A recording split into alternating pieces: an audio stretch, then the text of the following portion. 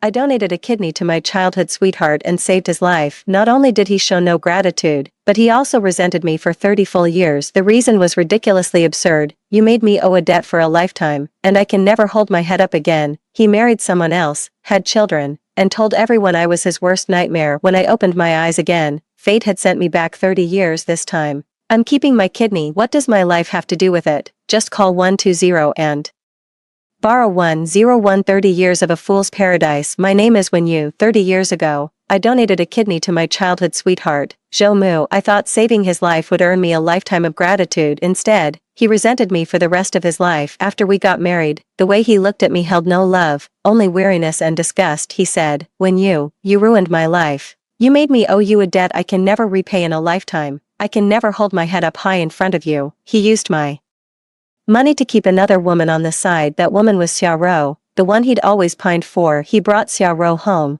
pointed at my nose, and said, You've taken her place for 30 years, now it's time to give it back. My mother-in-law, his mother, held Xiaoro's hand and affectionately called her daughter, but pointing at me, she said, A woman without a kidney is nothing but a waste, can't even bear a child. That entire family lived on my money, in my house, yet treated me like their worst enemy. 30 years of marriage, a long, ridiculous nightmare. It wasn't until I collapsed in a hospital bed from complications, in my final moments, that Zhou Mu brought Xiaoro to see me. He looked down at me with icy eyes. When you, in your next life, don't cross paths with me again, you're the worst nightmare of my life. I smiled. So, 30 years of my deep devotion to him, it was nothing but a nightmare. I closed my eyes, then opened them again. The sharp sting of disinfectant filled my nose. I lay on the hospital bed as sunlight streamed through the window, a little dazzling. The calendar on the wall showed the date from 30 years ago, the day before my surgery. I was reborn. I looked down at my abdomen. It was flat and smooth, without that ugly scar. My kidney is still right here, safely inside my body. The hospital room door swung open. My mother walked in, her eyes rimmed with red. Xiaoyu, have you really thought this through? This is a kidney we're talking about. What about the rest of your life? In my past life, I held her hand and said firmly, Mom, I love him, I can't live without him. My mother cried the entire night, and I was the one who personally pushed myself into hell this time. Looking at my mother's worried face, I smiled softly. Mom, I've made up my mind, I'm not donating. My mother froze, wondering if she had heard me wrong. What did you say? I sat up and enunciated every word, crystal clear. I said, I'm not donating my kidney. Why should his life matter to me? Tell him to call an ambulance and ask someone else. My mother's tears fell instantly, this time, tears of joy. She rushed over and hugged me. That's wonderful, Xiaoyu, you've finally come around. I leaned into my mother's arms, feeling the warmth I hadn't felt in so long. It was time to wake up from the 30-year nightmare. Zhou Mu, your life is yours to live now. My kidney, my life, my future. From now on, I'm the one in charge. Just as I was thinking this, the ward door burst open with a bang. A middle-aged woman stormed in, full of energy and haste. It was Zhou Mu's mother, Lu Lan. As soon as she entered, she grabbed my hand, her face plastered with an insincere smile. Xiaoyu, your auntie knows you have the kindest heart. For our Amu to have a daughter-in-law like you is a blessing that took 8 lifetimes to earn. Don't you worry, she said. Once you're married, I'll treat you just like my own daughter. She went on and on, not noticing the cold look in my eyes at all. Like her own daughter. That's exactly what she said in my past life. And what happened? She called me a barren chicken and a husband-killing jinx. I looked at her and withdrew my hand. Then I spoke calmly. Who said I was going to marry him? Lu Lan's smile froze on her face. 02 Not donating. The smile completely vanished from Lu Lan's face. She looked me up and down as if seeing me for the first time. Xiaoyu, what do you mean by this? Didn't you and our AMU already come to an agreement? I picked up an apple from the table and began peeling it unhurriedly without even lifting my eyes. Say what? I don't seem to remember. Lu Lan's expression darkened,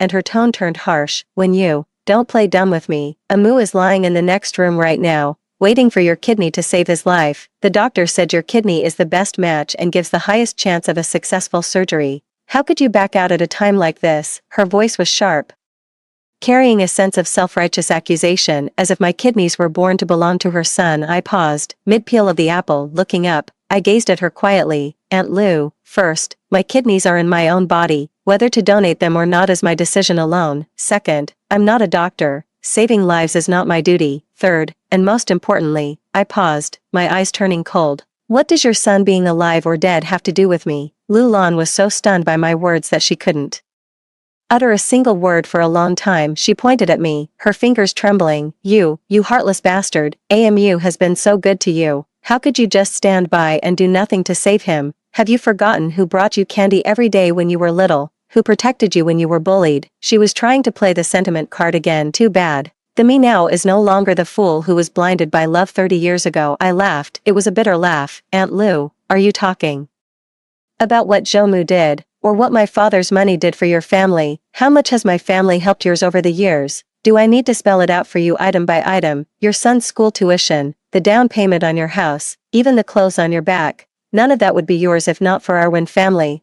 When you don't owe your Zhou family a single thing. In fact, it's your family that owes mine. A debt you'll never be able to repay in this lifetime. Every word I spoke landed like a sharp slap, striking Lu Lan's face with brutal force. Her face turned from red to white, then from white to livid. Her lips quivered, but she couldn't utter a single word in retort because everything I said was the truth. The Zhou family owes their success today entirely to draining the Wen family dry. My mom stood to the side, watching me with a look full of approval and support. She stepped forward and stood in front of me. Lu Lan, my daughter has already made herself very clear. We are not donating a kidney. You'll have to find another way.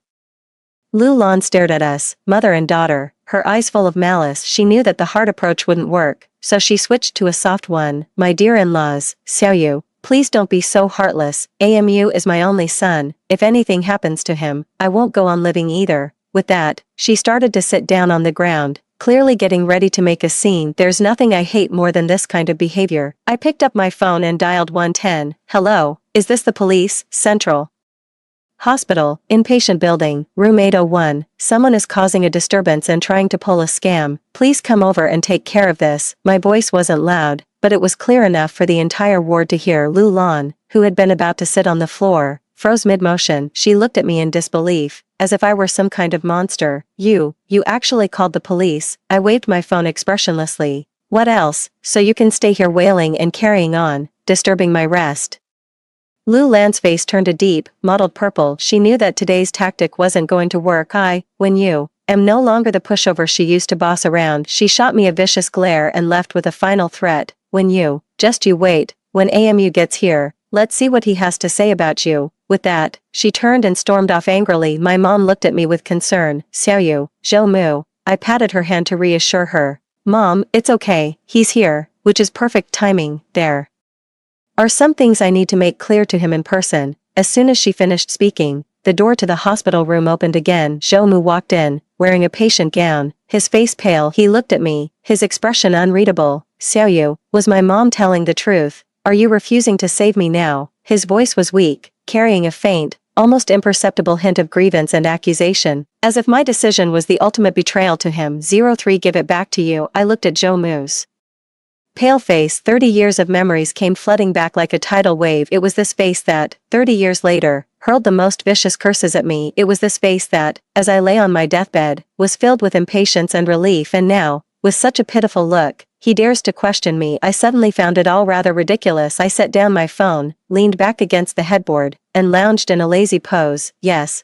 I won't save him. My answer was simple, direct, and without a moment's hesitation. Zhou's body swayed, as if struck by a heavy blow. Lu Lan, standing behind him, immediately rushed forward to steady him. Son, did you hear that? How cruel this woman's heart is. She just wants to stand by and watch you die. Zhou's eyes were filled with disappointment and pain. Why? He looked at me, his voice hoarse. Xiaoyu, didn't we promise to be together forever? Can you really bear to watch me die? Here we go again. Another round of emotional blackmail. In my past life, I fell for this exact act of his. I thought he truly loved me and couldn't live without me. Looking back now, it was never me he loved. It was my kidney, my money, and everything our family, the Wens, could bring him. I looked at him and suddenly smiled. Zhou, let me ask you something. He was taken aback for a moment. What is it? If it were me lying here today needing a kidney transplant, and you were the only match, would you donate yours to me? My question pierced his heart like a sharp knife. Zhou's face turned even paler in an instant. He opened his mouth,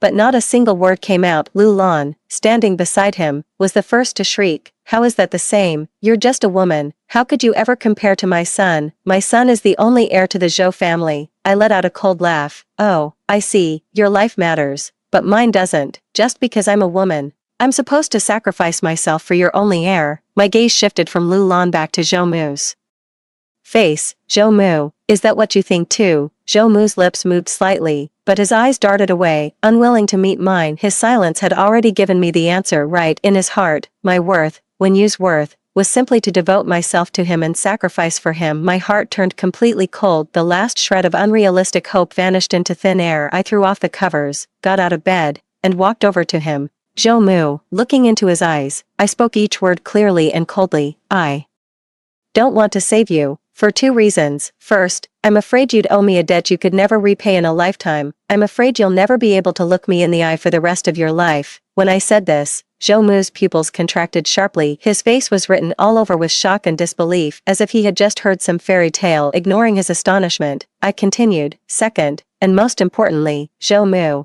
I don't want you to become the worst nightmare of my life, so let's end it here. After saying that, I turned around and picked up my bag. Mom, let's go. My mother immediately snapped out of it, grabbed her bag, and followed me, and just like that, the two of us walked out of the hospital room under the horrified and stunned gazes of Zhou Mu and his mother. Behind me came Lu Lan's furious, frustrated shriek. When you bitch, get back here. I didn't look back, not even one step. Stepping out of the hospital gate, the sunlight was just right. I took a deep breath and felt a lightness I had never experienced before. In that moment, I shattered the 30-year shackles with my own hands. I took out my phone and made a call. Uncle Wang, it's me, Seryu. Please send a car to pick me up at Central Hospital. That's right. No need to wait any longer. From now on, nothing involving the Zhou family has anything to do with our Wen family. Hanging up the phone, I watched the ceaseless flow of traffic and the corners of my mouth curled up slightly. Zhou Mu, Xiaoro, what you owe me from the last life, I will collect back, with interest, bit by bit. In this life, the game has only just begun. 04 Total annihilation. Uncle Wang's car arrived quickly. It was a black Bentley, understated yet solid, much like my father's style. Uncle Wang, whose full name is Wang Jing,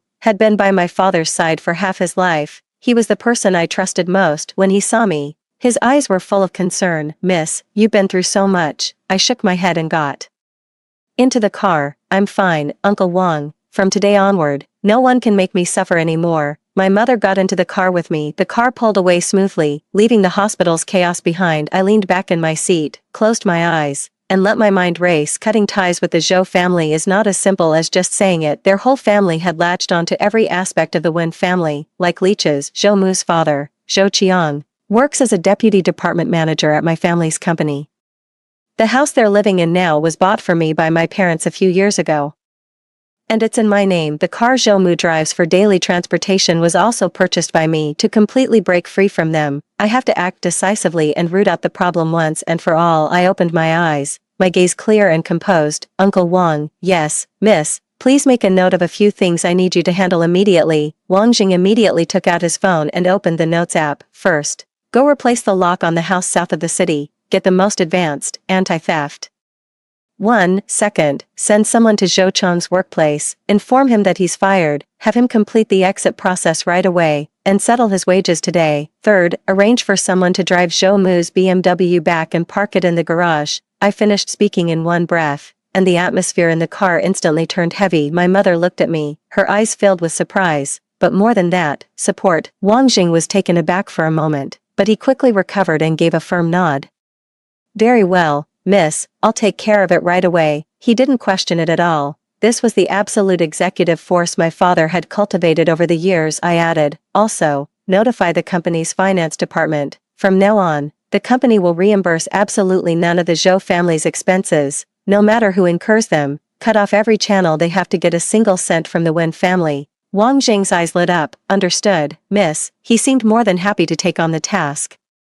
That's true. Over the years, Uncle Wang has seen the Zhou's greed for what it is. The car pulled back up to the Wen family villa. I took a hot shower and changed into clean, comfortable clothes, feeling completely revived. My mom was making soup for me in the kitchen, and the aroma filled the whole house. This is what home feels like. I sat down on the sofa, turned on the TV, and felt completely relaxed. Uncle Wang's calls kept coming in, one after another. Miss, the lock has been changed. Miss, Zhou Qiang has finished his resignation paperwork and has been escorted out of the company by security. Miss, the car has been brought back, As I listened, the smile on my lips grew deeper. That was efficient. At this time in my past life, I was lying on a cold operating table, losing my precious kidney, but in this life, I'm sitting on my own sofa, sipping hot tea, and hearing news of my enemy's misfortune. Life is good. Just as I was thinking that, my phone rang. It was an unfamiliar number. I picked it up. On the other end of the line came Zhou Chang's frantic roar. When you venomous woman, what gives you the right to fire me and take away my house? I held the phone away from my ear and gave it a little rub. What gives me the right?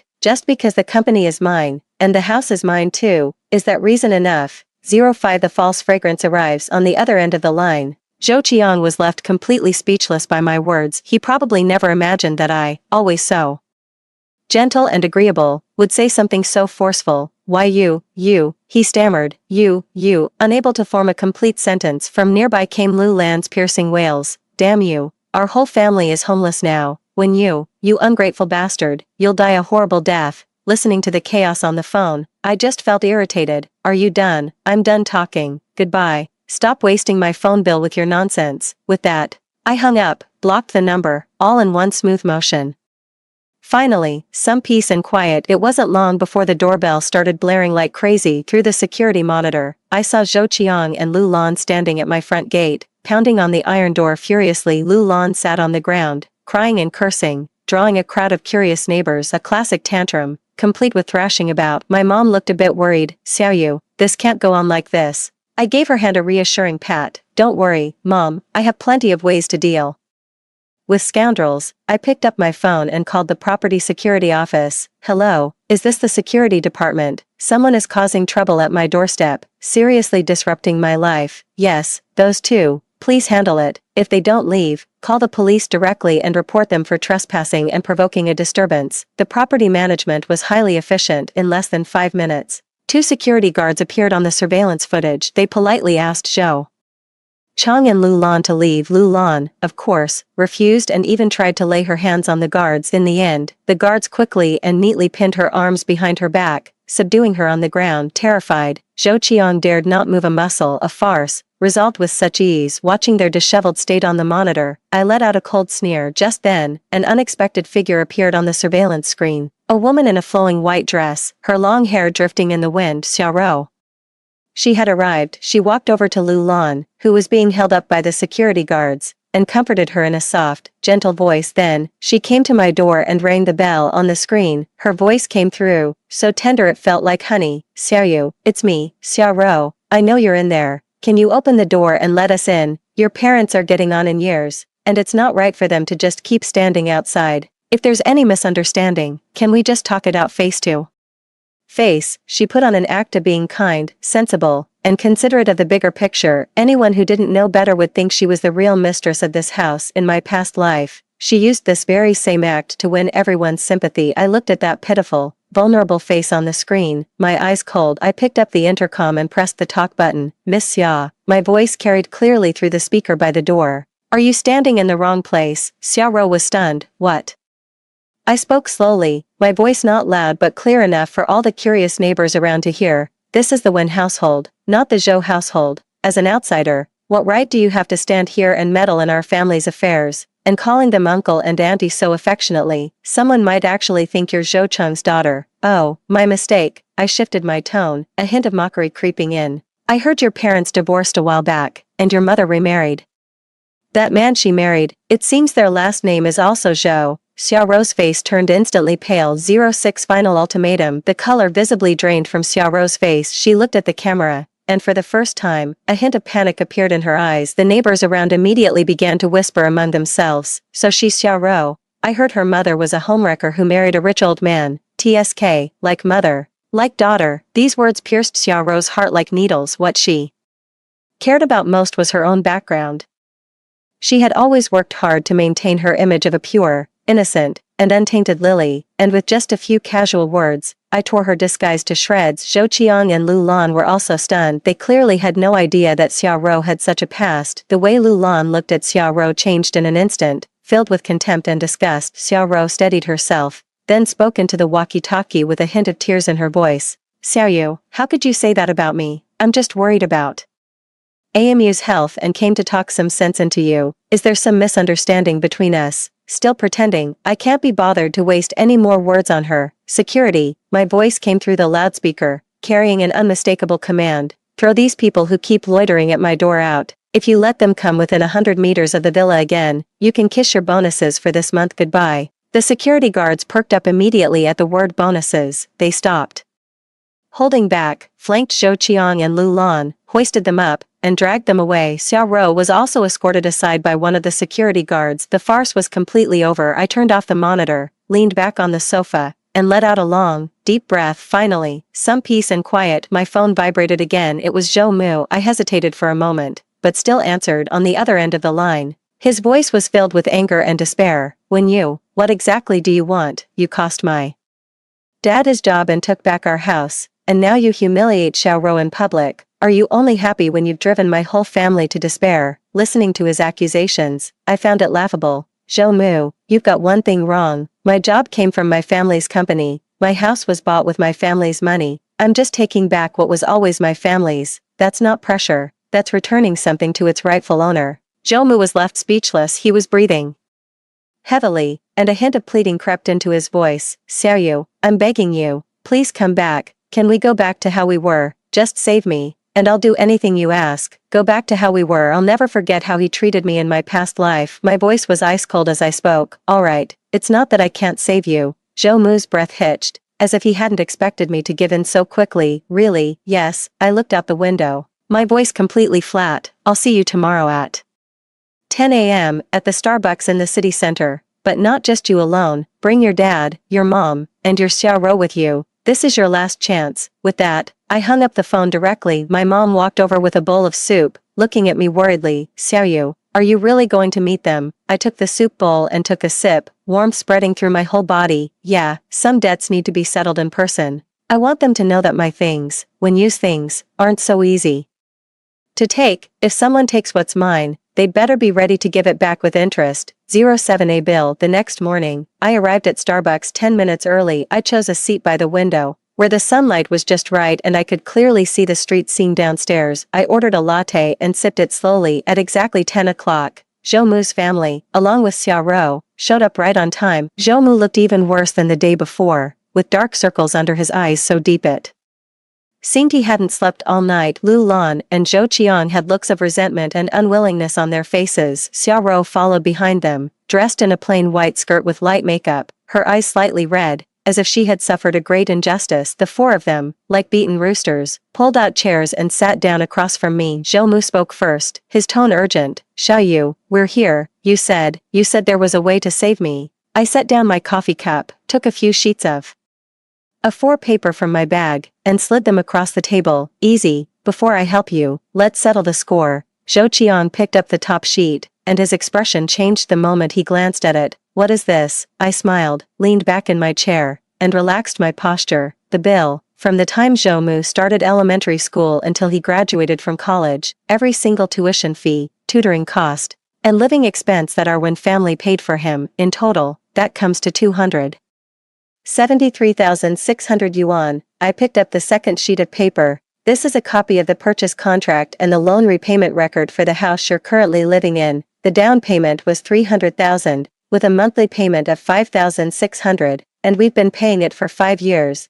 That adds up to 636,000. Oh, and one more thing, the property deed is in my name. Consider this money a loan from me. I picked up the third sheet of paper. This is Zhou Chang's salary records from the past 10 years at my family's company, along with all the unreasonable expenses he reimbursed himself for using his position. I can't be bothered to calculate the salary, let's just call it what he deserved. But these items, I tapped my finger on the items circled in red ink on the paper, the health supplements for relatives, the designer bag for Aunt Lu, and even the money I topped up for Zhou Mu's games, all of it went through the company's accounts. In total, that's 158,000 yuan. This money constitutes embezzlement. I could call the police. Zhou Chang's face had turned the color of a pig's liver. He never dreamed that I would remember every single one of these old debts so clearly. Lu Lan screamed, "You're lying. When did we ever take that much money from you?" I ignored her and looked at Zhou Mu, who had been silent all along. "And you?" I took out the last piece of paper. "That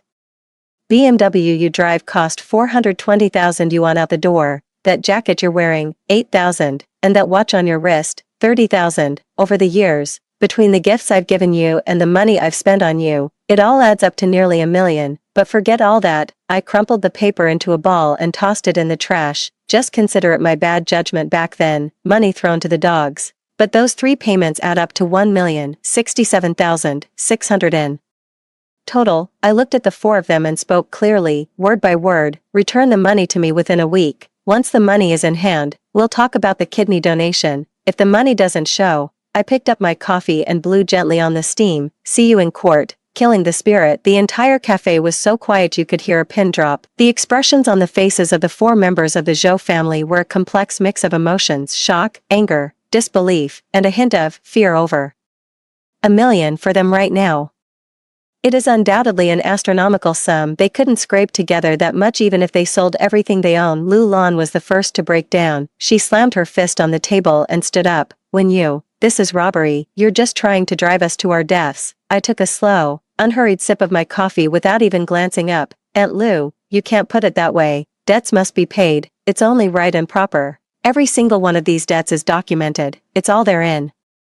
Black and white. If you think I've miscalculated, feel free to hire a lawyer, and we can face each other in court. Zhou Qiang grabbed Lu Lan, who was getting emotional, by the arm. His own expression was equally grim, but he still held on to a shred of reason. He looked at me, his voice hoarse. Xiaoyu, with all the years of friendship between our families, do you really have to be so ruthless? There he goes again. Playing the sentiment card. I smiled. Uncle Zhou, back when your whole family lived in my house, spent my money, and called me a useless fool. Did you ever think about our family's friendship then? When Zhou Mu brought his mistress into our home and forced me out with nothing, did he ever stop to think about all those years between us? My words left Zhou Qiang utterly speechless. Zhou Mu's face turned even paler than paper. Xiao Rou, standing beside him, finally couldn't hold back and spoke. She looked at me softly, her eyes brimming with tears. Xiaoyu, I know you're upset, but Mu's illness really can't wait any longer. We can figure out the money situation slowly. But could you please first, shut up? I cut her off coldly, my gaze sliced across her face like a knife.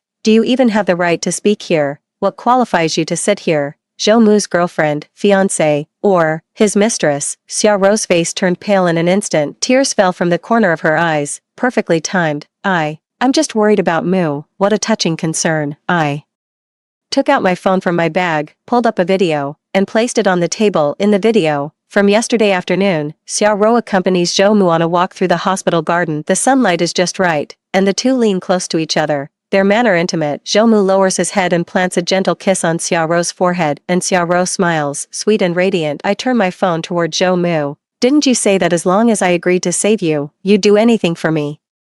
Alright, my terms are very simple. I looked at Xiao Rou and said, word by word, tell her to kneel right here, count out to me 3 times, and admit that she's the other woman who broke up a relationship, then, get out of here and never show up in front of me again. Can you do that? 09 Your choice. My words landed like a thunderclap, exploding inside the cafe. Everyone's gaze turned to our table. Xiao Rou's body began to tremble violently. Her eyes widened in disbelief at what she had just heard. Make her kneel down, make her kowtow and admit she's the other woman. That would be worse than death for her. Lu Lan also caught on and started cursing at me, jabbing a finger in my direction. You're insane, you've gone too far. I completely ignored her outburst, my gaze fixed firmly on Zhou Mu. So, what's it going to be? To do, or not to do? Your life is now in your own hands. Zhou Mu's Adam's apple bobbed painfully. He looked at me, then at Xiao Rou beside him, her face streaked with tears as she swayed, on the verge of collapse. His face was etched with struggle and pain. On one side lay the kidney donor that could save his life, on the other side was the light of his life, the one he held closest to his heart. Xiao Rou's tears fell like beads from a broken string. Unstoppable, she tugged at Zhou Mu's sleeve, her voice choked with sobs. Mu, please don't. I can't let you suffer such humiliation for me. If trading my dignity could save your life, I would. But Xiaoyu doesn't want my dignity, she wants to destroy me. Her words were sincere and strategic, a retreat that masked in advance. They preserved her own grace while forcing Zhou Mu into a position where he had to stand up for her. What a skillful move, and sure enough, Zhou Mu's heart ached for her. He pulled Xiao Rou into his arms and glared at me with eyes full of hatred. Do you really have to do this? What do you gain by humiliating her? I smiled. It makes me happy. Is that reason enough? My smile stung Zhou Mu's eyes. He took a deep breath. as if he had made up his mind about something. Okay, he looked at me and said through gritted teeth, I promise you, but not by making her kneel, I'll kneel in her place. As soon as he finished speaking, he really began to push back his chair as if to kneel before me in front of everyone. Xiaoro immediately clung to him, crying with heartbreaking sobs. No, AMU, don't. The two of them put on a deeply emotional, tear-jerking melodrama. Some of the guests nearby had already started pointing at us. Watching this absurd scene before me, I felt nothing but profound irony. Stop, I spoke coldly, cutting off their act. Zhou Mu, you got it wrong. I don't want to see you on your knees. Your kneeling means nothing. What I want is an apology from her. Since you can't make that happen, I stood up and picked up my bag. Then we have nothing left to talk about. 1,067,600 yuan. Transfer it to my card within a week, otherwise, get ready to receive a letter from my lawyer. I turned around and prepared to leave. Behind me, Zhou Mu let out a desperate roar. I stopped walking but didn't turn around. All I heard him say was, I hate you. A cold smile tugged at the corner of my mouth. Whatever, anyway, you've hated me for 30 years. One more day won't make a difference. With that, I walked out of the cafe without looking back. In the sunlight, I put on my sunglasses, hiding every trace of emotion in my eyes. Zhou Mu, this is only the beginning. In my past life, you humiliated me and left me to die with nothing but resentment. In this life, I will make you taste every bit of the suffering I once endured. I will make you watch, step by step, as you lose everything, including the one you truly love, and that life you cherish above all else. 10 Pull the rug out from underneath. I thought the Zhou family would lie low for a few days, at least long enough to be tangled up in worry over that debt of over $1 million, but I underestimated just how shameless they could be. The next day, my phone blew up. Unknown numbers bombarded me non-stop. Every time I picked up, without exception, they were all there to urge me to be the bigger person. There were mutual relatives, my parents' old friends, and even my former homeroom teacher. Their talking points were astonishingly consistent. Xiaoyu, you should forgive and forget. Zhou Mu is on the verge of death. Why do you have to be so ruthless? You can make money anytime. A life is at stake here. You're a young woman, and your reputation matters. Don't give people a reason to gossip about you. Clearly, the Zhou family had mobilized all their connections to morally manipulate and pressure me through public opinion. They wanted to paint me as a cold-blooded, heartless woman who refuses to save a life. I didn't argue with them. Arguing is pointless. I simply replied calmly, if Zhou Mu wants to live, fine, he must bring Xiaoro before me and kneel to apologize. Otherwise, don't even bother talking. Then I hung up and blocked him. In just one morning, I had blocked over 30 phone numbers. My mom watched me, her face full of worry. Xiaoyu, if this keeps up, even people's spit could drown our family. I smiled to reassure her. Mom, don't worry, they think public opinion can crush me. Then I'll show them what real public opinion looks like. I turned on my computer and logged into a social media account I rarely use. This account has millions of followers. I slowly built it up back in college by sharing insights on investing and personal finance. Then work got busy, and I pretty much stopped managing it, but I know its influence is still there. I spent an hour writing a long post. The headline read, Should I donate one of my kidneys to a man who has hated me for 30 years? In the article, I didn't use harsh words. I simply and objectively recounted the 30-year story between Zhou Mu and me. It began with me donating a kidney to save him, and went on to his infidelity and domestic violence after our marriage, from him calling me the nightmare of his life, to him bringing his mistress to force me out of the house with nothing. Of course, all of this happened in my previous life, but I wrote it as, if I donate my kidney, here's what will happen next. At the end of the article, I attached the bill for over $1 million yuan and a video of Zhou Mu taking a walk with Xiaoro at the hospital. I wrote, he needs my kidney to stay alive, yet he won't even ask his beloved mistress to say sorry for wrecking my relationship. Everyone, if you were in my shoes, what would you choose? I hit send. After finishing all that, I turned off my computer and went with my mom to water the plants in the back garden. I knew that a bombshell had been dropped. Now, all I had to do was wait quietly for it to explode. The blast was even more violent than I had imagined. In less than 3 hours, my article shot to the top of the trending searches. Hashtag donate a kidney or feed a dog, hashtag real life farmer and snake, hashtag scum of the year and a sanctimonious snake, hashtag. One eye-catching topic after another set the entire internet ablaze. In the comment sections, netizens' overwhelming rage poured forth. Holy crap, what an absolute monster. OP, run, whatever you do, don't donate. Isn't this whole family just a bunch of vampires, living off someone else's money, and now they want to take their kidney? Where's your shame? That Xiaoro is the textbook definition of a fake innocent. makes me sick. You did the right thing. Blogger, they should pay back every single cent. Public opinion shifted instantly. All those relatives and friends who had called to pressure me were left stunned. They never expected the truth to be like this. Their calls never came again. The Zhou family, meanwhile, was permanently nailed to the pillar of shame. Zhou Mu's phone number, home address, his old one, and even Xiaorou's social media accounts were all dug up by netizens there. Lives were turned completely upside down overnight. 11-cornered rat bites the cat. On the second day of the online uproar, Uncle Wang brought me some news. Zhou Mu's condition had taken a turn for the worse. The doctor said that if a matching kidney donor isn't found soon, he might not make it through the month. This news didn't surprise me at all. In my past life, his health also took a sharp turn for the worse at this time, and that's exactly why I was rushed onto the operating table in such a haste.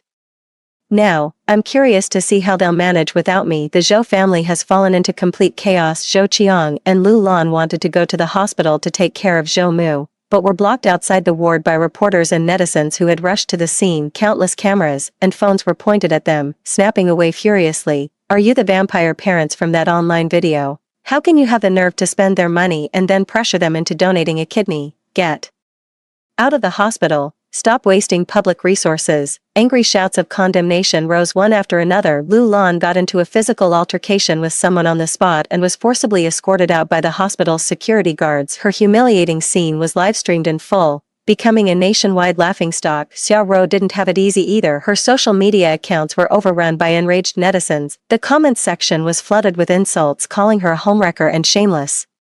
The innocent persona she had carefully built over time crumbled overnight. Some people even dug up the dark history of how her mother had broken up another family back in the day, and mother and daughter ended up trending together on social media. She hid at home, too afraid to even step outside. Word has it that her wealthy stepfather has already made it known that he wants a divorce from her mother, cutting off all their financial support. Abandoned by all and utterly disgraced, that was the first big gift I gave her. That afternoon, I got a call from Zhou Mu. His voice, weak as a wisp of smoke, was filled with despair and venom. It was you, wasn't it? You planned all of this. I let out a soft laugh. Yeah, so, do you like this little gift? Zhou Mu let out a guttural, beast-like roar on the other end of the phone. You venomous woman, I'll haunt you even as a ghost. Fine, I said indifferently, I'll be waiting. But before you turn into a ghost, you'd better figure out how to stay alive. Oh, by the way, I forgot to tell you, my dad has already contacted the best kidney transplant center in the country and scheduled a full physical exam for me. While I'm at it, they're going to evaluate just how much my healthy kidney is worth.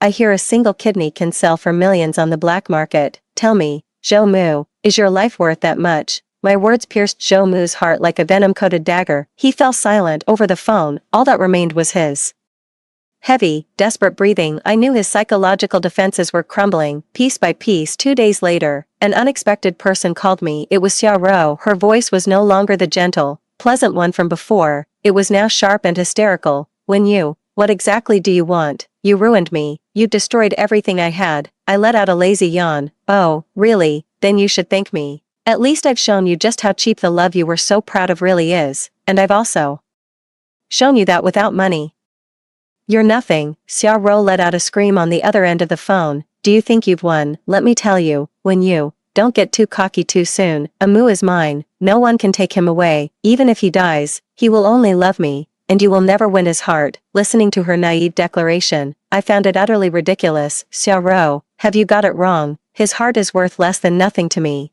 What I want has never been his heart. What I want is his life, and for all of you, a fate worse than death. I finished speaking and hung up the phone, but what Xiaorou said reminded me Zhou Mu would never give up on Xiaorou. The two of them are completely tied together now. A cornered dog will jump over a wall. I need to be prepared. I gave Uncle Wang a call. Uncle Wang, help me find a few reliable bodyguards. I need them with me, 24/7. Also, upgrade the security system at the villa. I'm worried some rabid dogs might try to break in. 12. A good show. My premonition soon came true. On Friday night, I had just finished my workout and was about to drive home. The moment I stepped into the underground garage, I felt something was wrong. It was too quiet. The two bodyguards who had been following me immediately went on high alert, positioning themselves one in front and one behind to shield me. In the darkness, several figures emerged from behind the pillars. In their hands, they held clubs and machetes, looking vicious and menacing. Leading them was a Bald-headed giant with a fierce, hideous scar across his face. Miss Wen, am I right? The scar-faced man's voice was cold and hoarse. Someone's paid to take one of your kidneys. Are you coming quietly with us?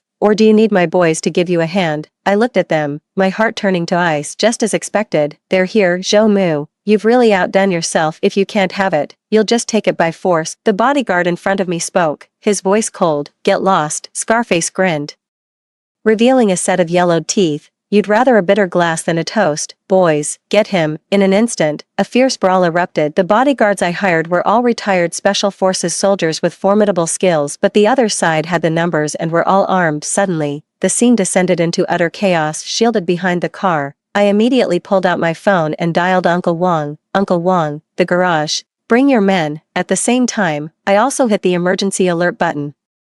In the mayhem, a thug circled behind me and swung an iron pipe hard at the back of my head. Watch out, miss. A bodyguard lunged toward me and used his own back to take the hit for me. He let out a muffled grunt, blood seeping from the corner of his mouth. My eyes welled up. In my past life, there was no one to protect me. I had to struggle alone, lost in despair. But in this life, I am no longer fighting alone. Just then, the screech of screeching tires echoed from the entrance of the garage. Dozens of black sedans blocked every single exit. The doors flew open, and hundreds of men in black suits stormed out of the vehicles. Each of them was holding a stun baton. Leading the pack was Uncle Wang. The moment he saw me, his eyes turned bloodshot. Miss Protection. The situation reversed in an instant. Those thugs had never seen anything like this and were scared out of their wits. In less than 5 minutes, everyone was pinned to the ground, unable to move. Scarface had Uncle Wang's foot pressed against his face, and even lost a few teeth. The police had also arrived. I watched the scar-faced man being taken away by the police and spoke coldly. Who sent you? The scar-faced man spat out a mouthful of blood and glared at me with venomous eyes, but he didn't say a word. I knew he wouldn't, but that's okay. I didn't need him to say a word because I had already prepared the perfect drama for them. I walked up to him, crouched down, and held my phone in front of his eyes. A video was playing on the screen. In the video, Xiao Rou was crying as she shoved a bank card into a man's hand. Please, I beg you, you have to get her kidney. I'm willing to pay any amount to save AMU. The man's face was clearly visible in the video. It was that scar-faced man. The scar-faced man's pupils suddenly contracted. His face was filled with shock and fear. How do you have? I smiled. Why do you think I came to the garage alone? Of course, it was to wait for you to walk right into my net. From the moment Xiao Rou contacted you, every call and every meeting you had was under my surveillance. I carefully prepared this web just for you. Now, the game is over. I stood up and retrieved my phone. Let's hand him over to the police. Intentional assault, attempted kidnapping, and hiring someone to cause injury. Miss Xiao Rou's life should be quite eventful from now on. 13 Final Judgment. The news of Xiao Rou's arrest set off public opinion like an atomic bomb. Hashtag the venomous White Lotus hires a hitman to harvest kidneys. Hashtag this shocking topic surged uncontrollably to the top of trending searches, followed by a deep red explosive label. The police released an official case report. Xiao Rou has been taken into criminal detention in accordance with the law on suspicion of intentional assault and kidnapping. The video I provided became the final straw that broke her. Faced with irrefutable evidence, Scarface's psychological defenses completely collapsed, and he confessed everything about Xiao Rou and Zhou Mu's plan. Under public pressure, Xiao Rou's stepfather decided to divorce her mother and cut off all financial support to them. Desperate and unwilling to let go of Zhou Mu, her lifeline, she devised this malicious plan. She sold her last designer handbag to scrape together 100,000 yuan, which she used as a deposit to hire Scarface and his crew. Naively, she believed that if she could secretly take my kidney and transplant it into Zhou Mu, they could flee far away and start over. It's laughable and tragic. Zhou Mu, as one of the masterminds behind this case, has also been placed under police investigation. However, due to his severe illness, he is currently under residential surveillance in the hospital. His life is utterly ruined. Even if he manages to survive by chance, what awaits him is the full severity of the law. I sat in the bright living room of the Wen family, watching the rolling news on television, my mood calm. In my past life, I lay on a hospital bed, watching him and Xiao Rou flaunt their triumph in front of me. In this life, I sit on the sofa, watching them fall from grace and become disgraced on television. Justice has its own way of coming full circle. My mom brought over a plate of cut fruit, sat down beside me,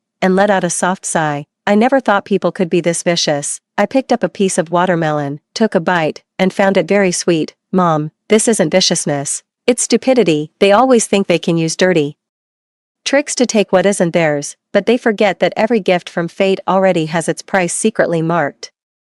Just as I was saying this, my phone rang. It was a local number I didn't recognize. I answered, and on the other end came a weary, aged voice. Is this, Miss Wen Yu? I recognized that voice. It's Lu Lan. The arrogance and sharpness were gone from her voice, replaced by nothing but utter humility and pleading. Miss Wen, I beg you, please, please let AMU go. He knows he was wrong. He truly knows it. He's still young. He can't go to prison, as long as you are merciful and drop the charges against him. I'll kowtow to you. I'll be your slave for life. As she spoke, the sound of her knocking her head against the floor came through the phone. Thud, thud. I listened quietly without saying a word. Only when she had tired herself out from knocking and began to breathe heavily did I finally speak in a calm, indifferent tone. Now you realize you were wrong. It's too late. Back when your family was leeching off ours like parasites, did you have any idea that was wrong? Back when your son kicked me out of the house for his mistress, did you have any idea that was wrong? Back when Xiao Ro hired someone to take my kidney, did you have any idea that was wrong? Lu Lan, there's no regret medicine in this world. When you do something wrong, you pay the price.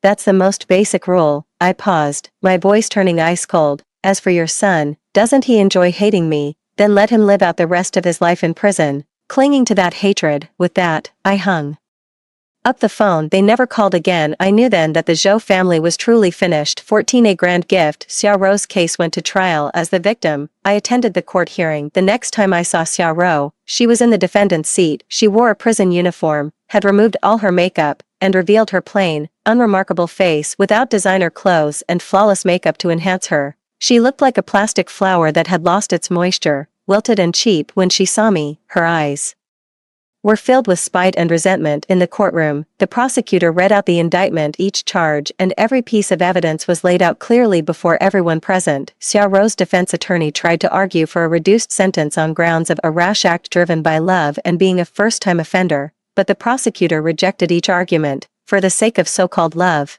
can one trample on the law and disregard the safety of others, if such behavior can be forgiven? Where is the dignity of the law? In the end, the judge pronounced the verdict in court. Xiao Ro was sentenced to 10 years in prison for the combined crimes of intentional injury and kidnapping. When she heard the words, 10 years, Xiao Ro's body went limp, and she slumped down. 10 years, the best 10 years of a woman's life, to be spent behind cold iron bars. Her life was completely ruined. After the court session ended, I walked out of the courthouse. The sun was glaring. Uncle Wang was waiting for me by the gate in the car. Miss, it's all over. I nodded and got into the car. No, Uncle Wang, there's still one last thing. I took out my phone and dialed a number. It was Dr. Zhou Mu's primary physician. Dr. Zhang, it's me, Wen Yu. I'd like to ask, how is Zhou Mu doing now? Dr. Zhang's voice on the phone was hesitant. Miss Wen, his condition is very grim. The kidney failure has reached its end stage, and his bodily functions are deteriorating rapidly. If a suitable kidney donor isn't found soon, I'm afraid. I understand. I cut him off. Dr. Zhang, I am now informing you of something. Both as Zhou Mu's former fiancé and his largest creditor, effective immediately, cease all medical treatment for him. This includes, but is not limited to, dialysis, medication, and nutritional support. Dr. Zhang was stunned. Miss Wen, this is against regulations. Our hospital cannot. I said coldly. The medical expenses were advanced by me. I have no money left now. I will not pay a single cent for his life anymore. If your hospital is willing to uphold the spirit of humanity and treat him for free, I have no objections. But as for all the subsequent costs, don't come looking for me. With that, I hung up the phone. Uncle Wang looked at me in the rearview mirror, his eyes unreadable. Miss, what are you? I watched the street scenes racing backward outside the window, a cold smile curling at the corner of my lips. Uncle Wang, I just want to give Zhou Mu a big gift, a gift he absolutely cannot refuse. Doesn't he hate me? Doesn't he think I ruined his life? Then I'll let him die slowly, in endless pain and despair. Let him experience firsthand what I felt in my previous life. 15. The final curtain call. The hospital was highly efficient. The very afternoon I made it clear that I would no longer pay any further costs. All treatment for Zhou Mu was halted. The so-called residential surveillance became nothing more than a dead letter. The police officers left, and the nurses stopped coming. The VIP room, once crowded with specialists and equipment, was suddenly left empty and silent. Only Zhou Mu remained, like a fish tossed onto the shore, lying on the bed, alone, waiting for death to arrive. Lu Lan and Zhou Qiang, weighed down by massive debts, were added to the court's list of dishonest debtors unable to find work or rent a home. They ended up on the streets. Occasionally, Lu Lan would secretly go to the hospital, hoping to see her son, but because she couldn't afford the hospital fees, she couldn't even enter the ward. She could only stand downstairs, gazing from afar at that one window. Uncle Juan told me all of this. I didn't go to see Zhou again. There was no need. His fate was already sealed. A week later, I received a call from the hospital. Zhou was dead. He died from systemic complications caused by kidney failure. They say that when he died, there wasn't a single person by his side. He had wasted away beyond recognition, curled up on the bed, his eyes wide open, filled with both unwillingness and fear. I was looking over this quarter's financial reports in my new office when I got the call. After leaving the Zhou family, I kept myself busy. I took over my father's company and carried out a series of reforms drawing on 30 years of business experience from my past life. I made several smart investments that all paid off handsomely. In just a few months, the company's market value doubled. I became the youngest and most talked about female entrepreneur in the city. My life is just beginning, but Zhou Mu's life has already come to an end. After hanging up the phone, I sat quietly for a while. I felt neither the rush of revenge fulfilled nor the slightest trace of sorrow. My heart was completely calm, as if I had just heard the news of a stranger's death. The nightmare that had haunted me for 2 lifetimes finally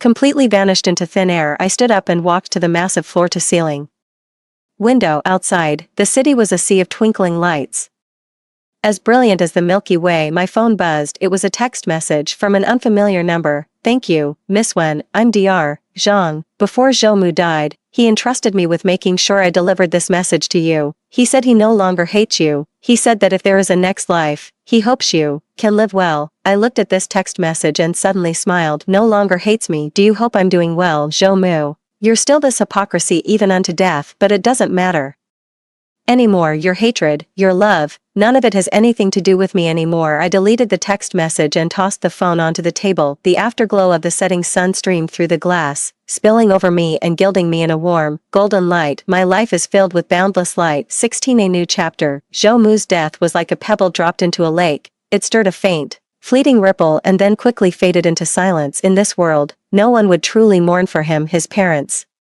Zhou Qiang and Lu Lan, faced court-ordered enforcement due to the massive debts they owed me. Everything they owned that could be sold was auctioned off to repay what they owed, but that amount of money wasn't even enough to cover the interest, let alone the principal. They had become outright paupers, struggling every single day just to put food on the table. Rumor had it that Zhou Qiang had found a job hauling cement on a construction site, and by the end of each day, he was utterly exhausted, like a dead dog. As for Lu Lan, she was washing dishes at a small restaurant, her hands left red and swollen from being soaked in grease and detergent. Gone was any trace of their former dignity and arrogance. Once, I was discussing business with a client at an upscale restaurant in the city center. Through the restaurant's glass window, I accidentally caught sight of Lu Lan picking up bottles across the street. She was wearing dirty, tattered clothes, with graying hair and a hunched figure. For a plastic bottle that a passerby had kicked away, she didn't hesitate to fight a stray dog for it. Her disheveled state was hardly recognizable as the pampered, sharp-tongued, and demanding woman I remembered. As if sensing my gaze, she looked up and glanced in my direction. Our eyes met across the street. From a distance, in her eyes, first came shock, then overwhelming hatred, and finally, a deep, crushing fear and despair. She lowered her head, dragged the ragged sack full of bottles, and fled in panic. I looked away and continued chatting and laughing with my client. I felt no sympathy. They had brought it all upon themselves. If it hadn't been for their family's insatiable greed and their selfish, vicious nature, they could have lived a stable and prosperous life. They were the ones who destroyed everything with their own hands. My career is thriving. I acquired several promising startups, expanding my business into the fields of artificial intelligence and biomedicine under my leadership. The Wen Group has grown into a vast business empire. I have become a cover figure for major financial magazines, hailed as a business miracle and the most beautiful female CEO. My mother has completely let go of the past. She spends her days meeting her friends, sipping tea, arranging flowers, and traveling the world, living more freely and joyfully than anyone else. Our life is full of sunshine and hope. Those dark days of the past feel like they belong to a previous lifetime. That day, I had just finished an international conference call and stepped out of the company building. A handsome young man holding a large bouquet of fiery red roses blocked my path. He was a newly signed brand ambassador for our company, a hugely popular social media star. He looked at me with eyes full of admiration and nervousness. "President Wen, I've had feelings for you for a long time. Would you give me a chance to pursue you? The employees nearby all wore expressions of eager curiosity. I looked at his young, handsome face and smiled. I'm sorry, right now, I'm not interested in romance. I walked past him and got into the car Uncle Wang was driving. It's not that I don't believe in love, it's just that after being hurt across 2 lifetimes, I'd rather trust myself. Lean on a mountain, and it may crumble. Lean on a person, and they may run. Only I myself am the safest harbor. The car glided smoothly along the road home. I received a phone call. The number was unfamiliar, showing an international location. I picked it up. On the other end, a deep, magnetic male voice spoke. Excuse me, is this Miss Wen Yu? That voice sounded a bit familiar. Speaking. Who is this? The person on the other end of the line let out a soft chuckle. Who I am doesn't matter. What matters is that I have something here you might find interesting. The truth about your father's so-called accident back then. 17. The buried truth. My father's death is a pain that will never truly heal. 5 years ago, he went to a neighboring city to attend a business bidding conference. On his way back, the brakes on his car suddenly failed, and it plunged off a cliff. The car was destroyed, and he was killed. The police ultimately concluded it was an accident, but deep down, I've always had a nagging doubt. My father was an extremely cautious man. His official car received a full maintenance check every single week. How could the brakes have suddenly failed all these years? I've never given up the investigation, but I've turned up nothing, not once. Now, this unfamiliar call has reignited the fire inside me. My voice turned icy cold in an instant. Who are you? Where are you? The man on the other end of the phone didn't seem surprised by my reaction. Miss Wen, don't be nervous. I mean no harm. I'm just a businessman looking to make a deal with you. I can give you what you want, but in exchange, I need you to do me a small favor. What favor? Has the Wen Group recently bid on that piece of land east of the city? My heart sank. That land east of the city was the most critical piece of my future business plan. I plan to build the country's largest artificial intelligence industrial park there. This plan is still highly classified. How did he find out? Who are you? I asked again, this time with caution in my voice. The man smiled. It seems, Miss Wen, that you still know nothing about me. Let me introduce myself. My name is Lu Chen. I am also one of the bidders for the land plot east of the city. Lu Chen, I've heard that name before. A legendary investor on Wall Street, ruthless, with an unerring eye for opportunity, and an undefeated record. Rumor has it he recently moved back to the country, and he's already stirring up quite a storm in the domestic business world. I never expected him to get personally involved over that plot of land east of the city. Even more unexpected was that he actually had clues about the truth behind my father's death. What are your terms? I asked bluntly. There was a hint of amusement in Lu Chen's voice.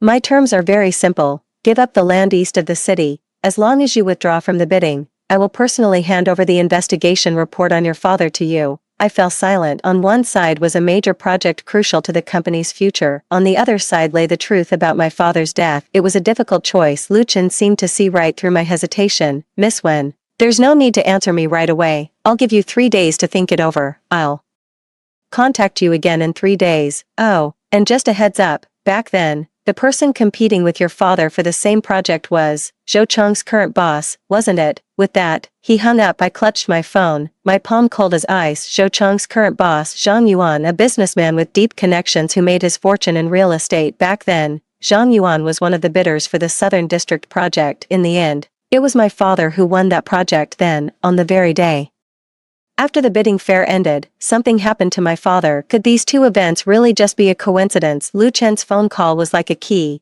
unlocking a door I had never touched before. Behind that door lay an abyss of darkness. I immediately called Uncle Wang. Uncle Wang, look into someone for me, Lu Chen, and also, Zhang Yuan. I want all the information on them, as detailed as possible. Especially Zhang Yuan's every move in the 5 years surrounding my father's incident. Uncle Wang could sense how serious I was. Understood, miss, I'll get on it right away. After hanging up, I looked out at the night sky, my gaze turning razor sharp. Zhang Yuan, Lu Chen, no matter who you are or what you're trying to do, if my father's death really has something to do with you, I swear, I will make you pay with your blood. 18. A dangerous deal. Uncle Wang is highly efficient. The next morning, a thick stack of documents was placed on my desk. The information on Lu Chen was quite simple. He seemed to be someone who appeared out of nowhere, with a background so clean it was almost unbelievable. Apart from his brilliant track record on Wall Street, everything else about him was a mystery. But the information on Zhang Yuan sent a chill down my spine. On the surface, Zhang Yuan was a successful real estate businessman, but behind the scenes, his rise to power was steeped in bloodshed and violence. Forced evictions, violent debt collection, and even ties to organized crime 5 years ago. Right after my father passed away, Zhang Yuan's company took over the project south of the city from our Win Group for a shockingly low price at the time. My father had just died, and the company was leaderless and in complete disarray. It was Uncle Wang and a few of the company's senior veterans who fought tooth and nail to hold on to our core business. That project became the sacrifice we had to make back then to stabilize the situation. Looking back now, it all feels far too coincidental, so coincidental that it seems like a carefully laid trap. The last page of the document contained a photograph. In the photo, Zhang Yuan and the mechanic who worked on my father's car were drinking together at a bar. The photo was taken the night before my father's accident. Not long after the incident, that mechanic received a large sum of money, resigned, and returned to his hometown. From that moment on, they vanished without a trace. Reading this, what else was there left for me to understand? My father's death was never an accident. It was, from start to finish, a cold-blooded murder. My body trembled violently with rage. My chest felt as if crushed by a boulder, suffocating me. I closed my eyes, took a deep breath, and forced myself to calm down. Now is not the time to act impulsively. Zhang Yuan has deep connections and a solid foundation, making him not so easy to bring down. I need evidence, and the only evidence is in Lu Chen's hands. I looked at the simple profile of Lu Chen on the table and fell into deep thought. Who is he, really? Why is he helping me? Giving up that plot of land east of the city is too high a price to pay. This isn't just about tens of billions in investment, it's about the Win Group's future strategic layout. But a father's murder must be avenged. I picked up my phone and found Lu Chen's number. After much hesitation, I still made the call. The phone was picked up quickly. Made up your mind? Lu Chen's voice was as composed as ever. I want to see you, I said.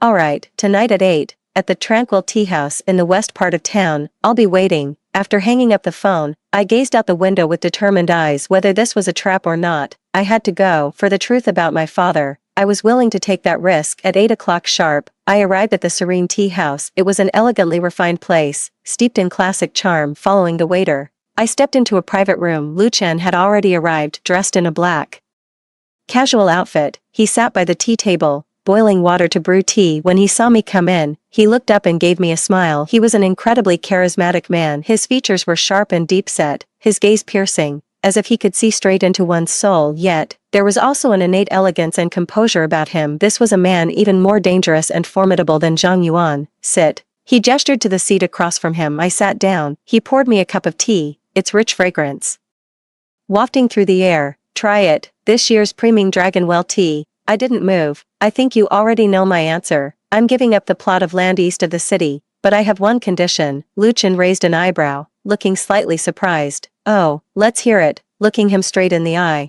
I said each word deliberately. I want you to work with me, together, to take down Zhang Yuan. 19 joining forces. Lu Chen's hand, holding his teacup, paused in midair for a second. A flicker of surprise crossed his eyes, but it was quickly replaced by an amused smile. Work with you, Miss Wen. What makes you think I would agree to that? What's in it for me to bring down Zhang Yuan? I looked him straight in the eye without flinching. Because our enemy is the same person. I took out my phone and slid it across to him. On the screen was an old photo. In the photo, 2 vibrant young men stood before the Charging Bull statue on Wall Street, grinning with unbridled joy. One of them is my father, the other is unmistakably a young Lu Chen. I found this photo by accident while sorting through my father's belongings. At the time, I had no idea who the people in the picture were. It wasn't until Uncle Wang dug up Lu Chen's information that I was able to connect the two. Lu Chen stared at the photo, his gaze growing deep and complex. It was a long while before he let out a soft sigh. Your father told you everything? I shook my head. He didn't say anything. I figured it all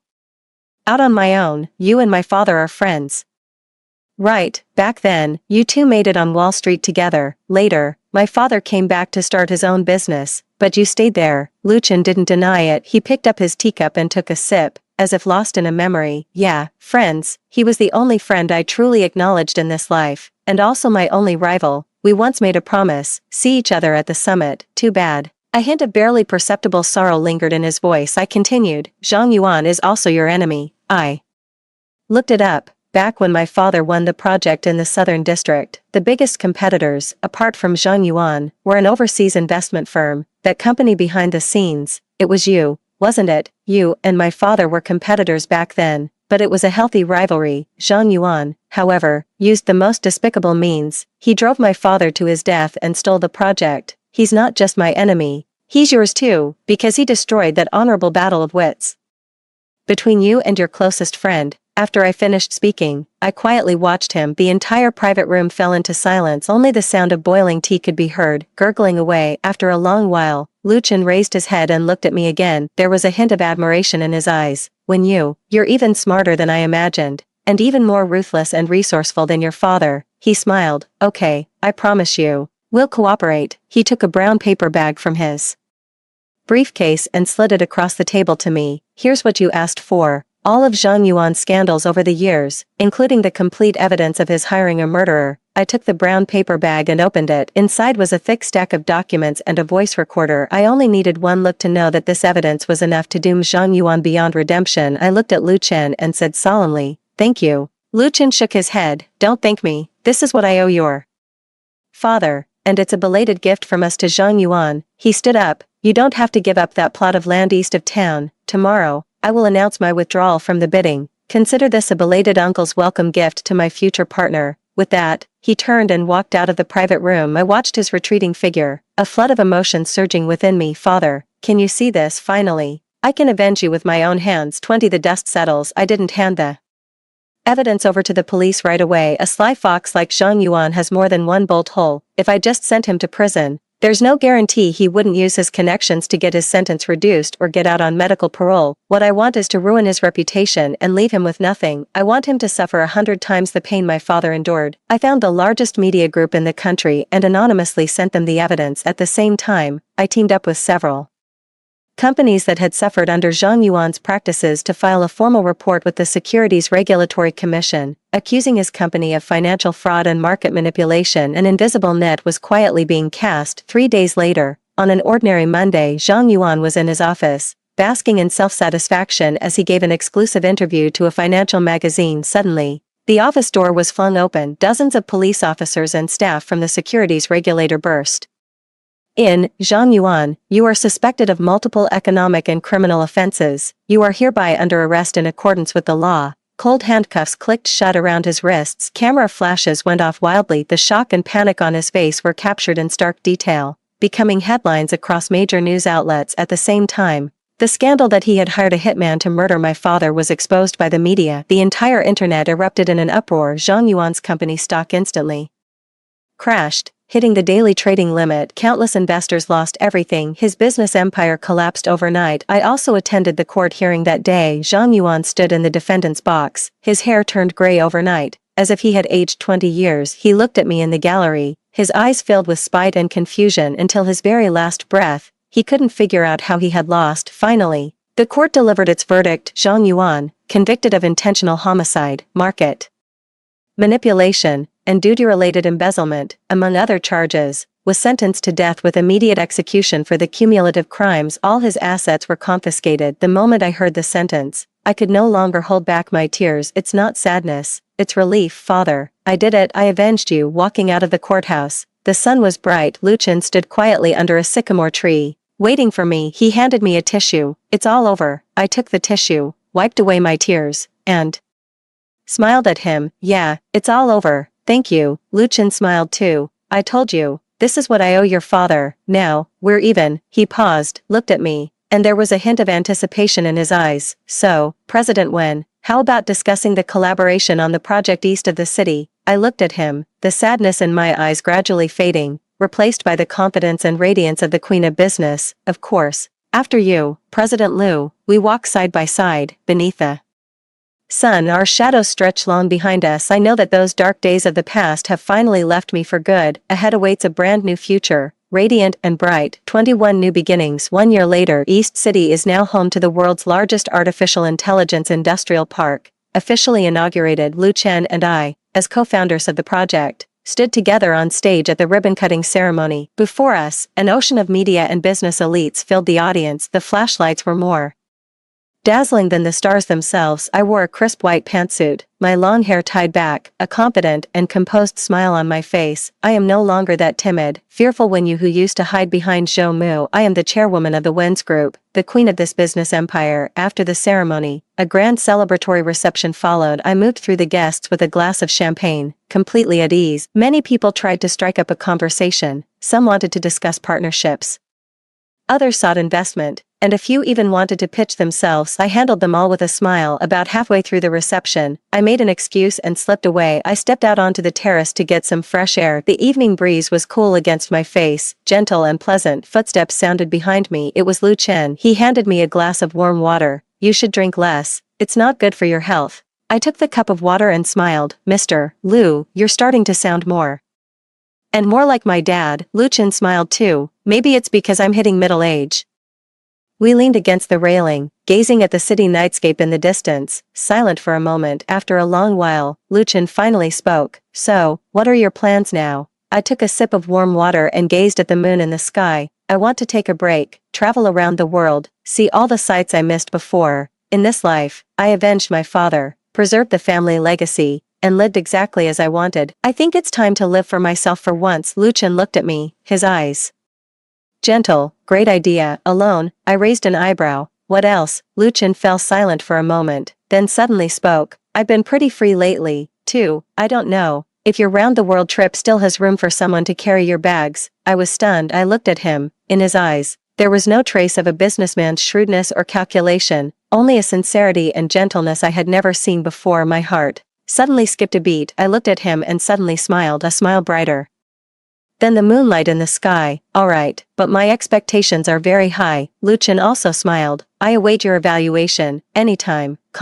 end of article. Story 2. After 50 years of marriage, Ji Wangchuan still harbored bone-deep hatred for me. I bent over backwards to please him, raised our 2 children to remarkable success, yet on our golden anniversary, he still refused to take a single photo with me. My heart was shattered, but when that speeding car came at me, he died saving my life. With his last breath, he mustered every ounce of strength to pull the wedding ring off his finger. Meng Wanwan, how I wish I hadn't saved you first that day. At the funeral, the son was overcome with grief. Dad, you always said fate kept you and Aunt Qingqiu apart, that mom ruined your life and robbed you of a peaceful death. But now you're finally reunited with her. My daughter glared at me with pure venom. If it weren't for you, your father wouldn't have died so soon. You're nothing but a jinx.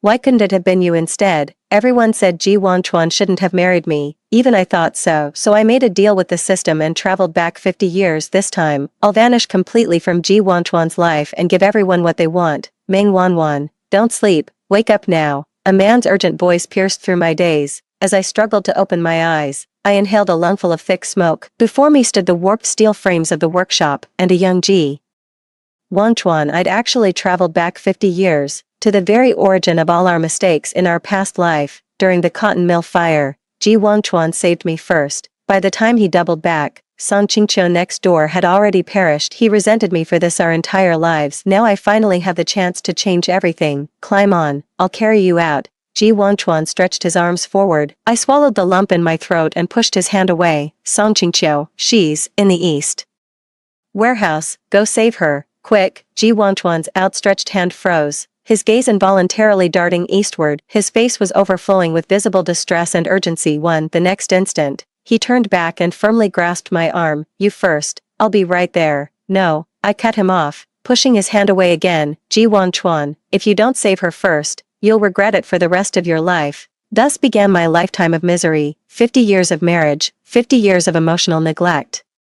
Staggering to my feet, I said, I can make it out myself. Hurry, she's barely hanging on. Without waiting for his reply, I limped forward. As Ji Wangchuan's footsteps faded behind me, I forced a smile, but tears escaped unbidden. That first red thread of fate, it must be severed completely now. In my past life, I struck a deal with the system to gain this chance to return to the past. The system revealed 3 intertwined red threads bind you and Ji Wangchuan. Within 3 days of rebirth, you must sever all 3 completely before departing. From then on, we'd go our separate ways. No marriage, no children. He wouldn't waste his life pining for me, nor meet an untimely end because of this bond. But all actions have consequences. Tampering with fate's design demands payment. I'd pay any price to see him live happily. Now he can successfully save Song Qingqiu. The system's influence is weakening the bond between Ji Wangchuan and me. Boom. The rapidly spreading flames snapped me out of my thoughts. My steps grew increasingly unsteady. The wound on my leg throbbed painfully, and I'd inhaled far too much smoke. In the haze before losing consciousness, I felt myself caught in a warm embrace. Water, water. As lukewarm water soothed my throat,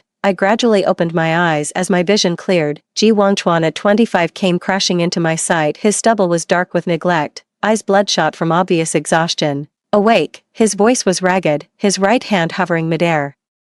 As if torn between reaching for me and holding back, I averted my gaze. After all this time, it was still him who came to my rescue. My fingers instinctively brushed against my ring finger. No wedding band, just 2 faint red marks. I'd done it. Song Qingqiu was alive. The first red mark had vanished. Need more water. He brought the cup to my lips, his fingers brushing against my mouth. The scalding heat sent a shiver through my body. It reminded me of my final moments in a past life, those same hands cradling my face before resolutely sliding off the wedding ring, murmuring how much better life would have been without me. I turned my face away and shook my head in refusal. Your leg. I'm sorry I got there too late. His voice trailed off as his gaze fell on my right leg. I smiled knowingly. In my past life, that fire left me permanently disabled in my right leg. By old age, I could only get around in a wheelchair, but, this time, pushing him out of harm's way forced me to walk farther on my injured leg, making the damage even worse than before. I tapped my heavily bandaged right leg, forcing a casual tone. Am I losing this leg? Ji Wangchuan sprang to his feet, voice trembling. Don't talk nonsense. I won't let anything happen to you. I've contacted specialists in the provincial capital. We're transferring tomorrow, even if it bankrupts me. Watching his frantic concern for me, I gave a self-deprecating chuckle. How could I not love this version of Ji Wangchuan? We've known each other for decades. He's always been like this, all tough talk, but softer than anyone inside. Even though he didn't love me, he still spent all his savings to treat my right leg. The doctor said I shouldn't climb stairs this year, so rain or shine, he comes to pick me up from work every single day. He held my hand as we wandered through streets and alleys. In those days before elevators were common, he'd carry me upstairs day after day, night after night. Ji Wangchuan was perfect in every way, except he didn't love me. I lowered my head to hide the glimmer of tears. Don't bother, this isn't your concern. By the way, how's Song Qingqiu doing? I awkwardly changed the subject. At the mention of Song Qingqiu, his expression softened momentarily. She's fine, just inhaled some smoke. Xiao Zhang even took her photo, and she was smiling like nothing happened. That's good to hear. Ji Wangchuan chuckled, and I found myself smiling along. I gazed out the window at clouds shaped like a giant sunflower in the sky. I was so absorbed that Ji Wangchuan waved his hand before my eyes with a smile. He said, missing the sunflowers, aren't you? There's a whole field by the hospital entrance. Wait here, I'll pick some for you. I froze for a moment. It was the first time Ji Wangchuan had ever offered to bring me flowers. I swallowed back the rising emotion and forced a radiant smile. Sure, I'll wait for you. Ji Wangchuan stepped out, and I traced his receding figure with my fingertips. Just this once. Let me be selfish. I cradled my belly, feeling the life within. Tomorrow, I'll decisively sever the second red thread. After Ji Wangchuan left, I noticed something on the floor, probably something he dropped. I forced myself out of bed, leaning against the wall as I shuffled forward. It was a photograph. As I bent down to pick it up, my breath caught in my throat. It's the photo Ji Wangchuan just mentioned. In the photo, Song Qingqiu was making a funny face while Ji Wangchuan gazed at her with a tenderness in his eyes I'd never seen before. I suddenly remembered our golden anniversary in our past life. Wearing a brand new qipao, I'd timidly asked, Wangchuan, shall we take a photo together? He refused without even looking up. No need. He seemed to have forgotten that in over 50 years, we never took a single photo together. Even our marriage certificate just had our individual pictures pasted side by side. What I'd longed for all my life, she obtained effortlessly. Comrade Meng, the nurse's call snapped me out of my thoughts. Your leg hasn't healed yet. Why are you out of bed? Let me help you back. I waited till nightfall, but Ji Wangchuan's sunflowers never came. Worried something might have happened to him, I asked the nurse to check on his whereabouts. The nurse gave me a pitying look. He's fine. Comrade Ji has been staying in Comrade Song Qingqiu's room the whole time.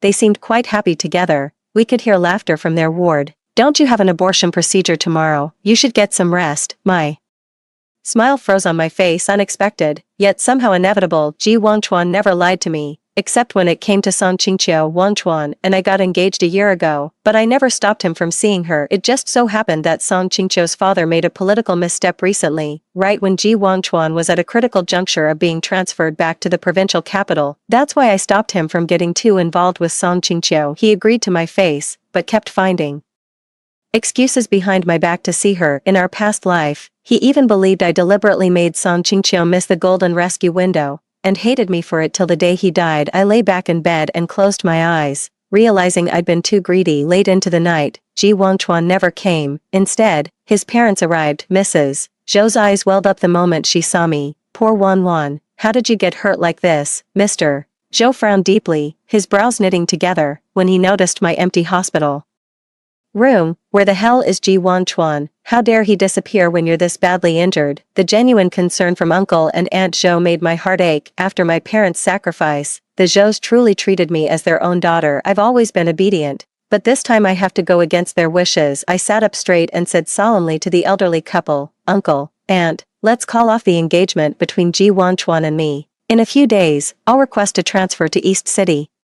I'll always remember all the kindness you've shown me over the years. Mrs. Zhou froze for a moment before rushing to hold my arm. Wan, don't be hasty. East City is worlds away. How would a young girl like you manage there alone? Did that rascal Wangchuan hurt you by rescuing that Song family girl first? Don't worry, I'll give that boy a proper talking to. Wangchuan truly cares for you. The moment he heard about your leg injury, he immediately arranged for us to contact the provincial hospital. He's just confused right now. Please don't leave in anger. In my past life, when Song Qingqiu passed away and Ji Wangchuan was grief-stricken, they said these exact words to console me too. In the end, I endured 50 years of a hollow marriage where we were physically together but emotionally estranged, until everyone came to regret it. As I returned Zhou's mother's hand squeeze, I spoke softly, Auntie, Wangchuan's heart isn't with me. Forced affection isn't sweet. I can't marry him like this. Even if he married me now, I already know how miserable our marriage would be. He'd spend his whole life pining for someone else, and I refused to watch him live unhappily. My voice broke then, choking back the grief rising in my throat. Mrs. Zhou sighed. Wan, once you're married, Wangchuan will come to see your worth.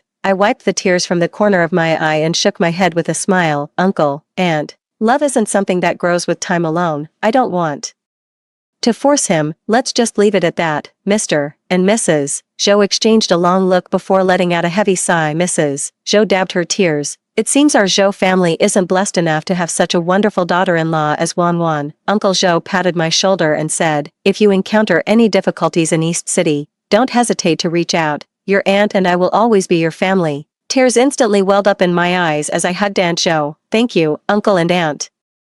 After a sleepless night, I was wheeled into the operating room early the next morning. I never imagined a miscarriage could hurt more than childbirth. The doctor inserted forceps into my body and began maneuvering them. Trembling from pain, I clenched my teeth and bit down hard on my lip. This agony reminded me of that night in my past life when I gave birth, carrying twins. I labored for a full day and night before delivering just one child. The doctor said if I couldn't deliver within an hour, both the baby and I would be in mortal danger, but I'm completely drained of strength. Zhou Wangchuan gripped my hand tightly. Wan, please try harder. I can't lose you and our child. I'm begging you, just push a little more. To my shock, he was crying. Only the second time I'd seen him shed tears, the first being when Song Qingqiu died. Seeing his tears, I suddenly found renewed strength and pushed our baby into the world. Zhou Wangchuan held my sweat-drenched body as his tears fell onto my shoulder. Wan, no more children, never again. I'm terrified of losing you. Back then, I naively believed Zhou Wangchuan actually had feelings for me, but after that, when he said no children, he never touched me again. The surgery lasted only half an hour, yet it felt like lifetimes had passed. The nurse wheeled me back to the ward, and I mustered the strength to call the textile factory director for a transfer request. Being a martyr's orphan, the director agreed without hesitation. I'll go report in within the next few days. After hanging up, I collapsed onto the hospital bed, silently feeling the second red line fade away. This is how it should be, I murmured to the empty hospital room. They were just accidents. These two children were never meant to be in this world. Then my heart suddenly convulsed violently, the pain doubling me over. I clenched the quilt corner between my teeth, but the floodgates of tears burst open. I actually killed my own child with my own hands. I don't know how long I wept until exhaustion finally claimed me, only to be jolted awake by a thunderous roar of rage. Meng Wan, Zhou Wangchuan yanked me up with such force it felt like he was crushing my wrist. During the fire, you told me to save Qingqiu first. I actually thought you'd changed, but you were just setting me up, all because I forgot to bring you those damn flowers. You had to tattle to my parents and make them bully Qingqiu. Now she's slit her wrists. The hospital blood bank's running low and she's still in critical condition. Happy now. It took me several seconds to process Zhou Wangchuan's words. In my past life, Song Qingqiu died in that fire. This time I made sure Zhou Wanchuan saved her, even called off our engagement. So why would she still attempt suicide? I was just wondering how to sever this third thread of life-saving debt now. It couldn't be more perfect. Struggling to sit up in the hospital bed, I asked. So you think I drove her to suicide? Ji Wanchuan froze. Clearly unprepared for my bluntness, his tone grew even sharper. How dare you play the victim, with Qingqiu fighting for her life right now. You should be kneeling outside that operating room begging for forgiveness. He wheeled my entire hospital bed straight to the hors d'oeuvres. Nurses rushed around frantically trying to secure blood donations. 3. She turned to Ji Wanchuan and said, the patients lost too much blood and were running low on type B. Find potential donors immediately. We don't have time for cross-hospital transfers. She's crashing fast.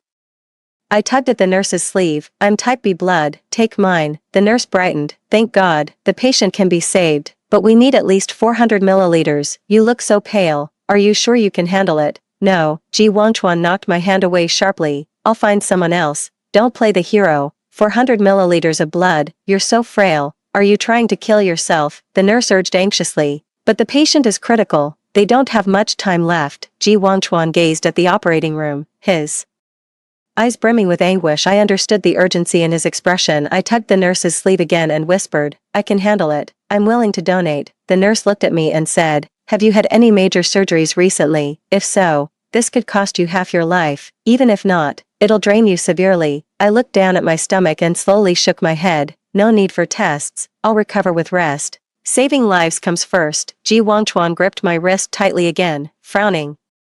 After a dozen seconds, he released me and pushed me into the blood draw room. He tucked the blanket tightly around me. I owe you this time. I'll make it up to you properly. After he left, the doctor began drawing blood. As blood continuously drained from my body, in my dazed state I suddenly remembered that night with Ji Wanchuan. It was over a month ago when he was dead drunk. Madame Zhou asked me to bring him some honey water to sober up, but when he pulled me into his embrace, all control slipped away. Since our engagement, Zhou Wanchuan and I had only held hands once. He kissed my lips hungrily, his mouth trailing down my neck. The stench of alcohol was overwhelming, yet it intoxicated me too. He changed the clear autumn that slipped from his lips to Wanwan instead, a night of chaos and pain, yet indescribably beautiful to me. I nodded. The next day, he vowed to marry me and protect me, true to his word. He shielded me for 50 years, right until his final breath, yet I knew that night was stolen time. Now I must set everything right and sever all ties between us. As blood slowly filled the vessel, my strength failed and darkness took me. In that final moment before unconsciousness, I remembered again his dying vow in our past life, that we'd never meet again, not in life nor death. Tears streamed down uncontrollably as I whispered, Brother Wanchuan, I won't bother you anymore in this lifetime. When I woke again, I found myself back in the same hospital room. I must have slept for ages. It was already afternoon on the third day. Time for me to leave. I called for a nurse and borrowed a phone. Shortly after hanging up, Zhou Wanchuan walked in carrying an insulated food container. The thermos was filled to the brim with thick, nourishing red date porridge, clearly homemade rather than store-bought. I took a spoonful and asked, did you make this? Zhou Wanchuan turned his head away. Though his tone carried unmistakable tenderness, I added plenty of red dates. The doctor says they're great for blood replenishment. Qingqiu is out of danger now. Thank you. I took a big spoonful of porridge and looked at Ji Wanchuan. Brother Wanchuan, if it had been someone else who fell in the water that day a year ago, you would have saved them too, right? He paused briefly before nodding. Yes, it's my duty. My heart ached with sharp pain as tears welled up, yet I forced my brightest smile. Then there's no need to thank me. Saving Song Qingqiu was simply what I had to do. Brother Wanchuan, you saved my life a year ago. Now I've saved the life of the one you love. Consider this debt repaid. Our shared destiny ends here. I was immature before. After my parents' sacrifice, I clung to you desperately. I just wanted a family so badly, depended on you too much. Forcing you to marry me must have been torture for you. It won't happen again. I'll change. Breaking the habit of loving you and following you. I won't marry him or have children with him again. He won't have to give up the girl he loves or endure 50 years of marital misery, nor would he lose his life trying to save me. A flicker of panic crossed Wanchuan's mind as he began to speak, only to be cut off by the nurse. Comrade Ji, Comrade Song is awake and keeps calling your name. I saw the sudden spark in his eyes, a brilliance I'd never been privileged to receive. He rose hastily, yet hesitated as his gaze lingered on me. Go ahead, I said with a smile, tears streaming uncontrollably down my face. She needs you more. Ji Wanchuan stood frozen, his Adam's apple bobbing nervously. Wanwan, wait for me.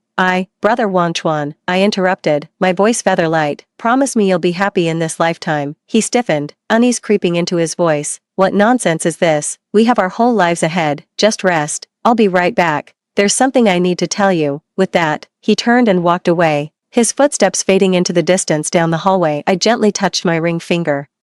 Knowing there would be no more tomorrows, the third red thread was severed completely. I settled into the wheelchair and left the hospital just as expected. A vibrant field of sunflowers in full bloom greeted us at the hospital entrance. Their golden radiance warmed the soul like sunshine, yet the sunflower bouquet meant for me never arrived. After comforting Song Qingqiu, Zhou Wangchuan immediately rushed back to the ward, but there was no sign of anyone, so he decided to go look for help. The nurse, making rounds, entered just then, frowning at the empty bed as she questioned him. Where's Comrade Meng? She just had an abortion procedure and is still very weak. She shouldn't be walking around. Zhou Wangchuan stood by the ward door, his ears ringing. An abortion? What abortion? The nurse was startled by his sudden pallor, her voice trembling. It was the procedure the morning before yesterday. Comrade Meng insisted on terminating the pregnancy. A baby, our baby. Zhou Wangchuan's breath hitched violently, his vision swimming with dark spots. Suddenly he remembered her ashen complexion that day, the faint tremor in her fingertips during the blood draw. So many red flags had been there, yet he'd failed to notice, and at that very moment, he'd actually forced her to save Song Qingqiu. Zhou Wangchuan muttered to himself, she just lost her child, and I forced her to donate 400 milliliters of blood.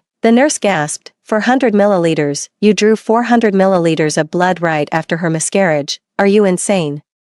Her body can't handle this. His eyes reddened. I'm sorry, I didn't know. I am sorry, this is all my fault. Zhou Wangchuan's fist smashed violently against the wall, his knuckles immediately bleeding. He remembered her frail smile on the hospital bed, remembered that resolute glimmer in her eyes when she whispered, Brother Wangchuan, you must be happy in this lifetime. Zhou Wangchuan suddenly realized she had planned to leave all along. She'd aborted their child, carrying nothing but scars, vanishing completely from his life. Where is she now? He grabbed the nurse's shoulders violently. The nurse recoiled at his bloodshot eyes, stammering, We don't know either. Zhou Wangchuan turned and rushed out, only to collide with his hurrying parents in the hallway. Dad, Mom. He looked up to meet their livid faces. Zhou's father swung his hand, the sharp slap echoing down the corridor. You disgrace, Mrs. Zhou's eyes reddened as she tremblingly handed over an envelope. Wan had this delivered. Zhou Wangchuan's hand shook as he opened it. A jade green ring, our engagement ring. Brother Wangchuan, the debt for saving my life is repaid. We owe each other nothing now. May you and Comrade Qingqiu grow old together in happiness. Wan, where has she gone? Zhou Wangchuan asked with a trembling voice. Now you ask, old Zhou sneered. The transfer order to East City was approved this morning.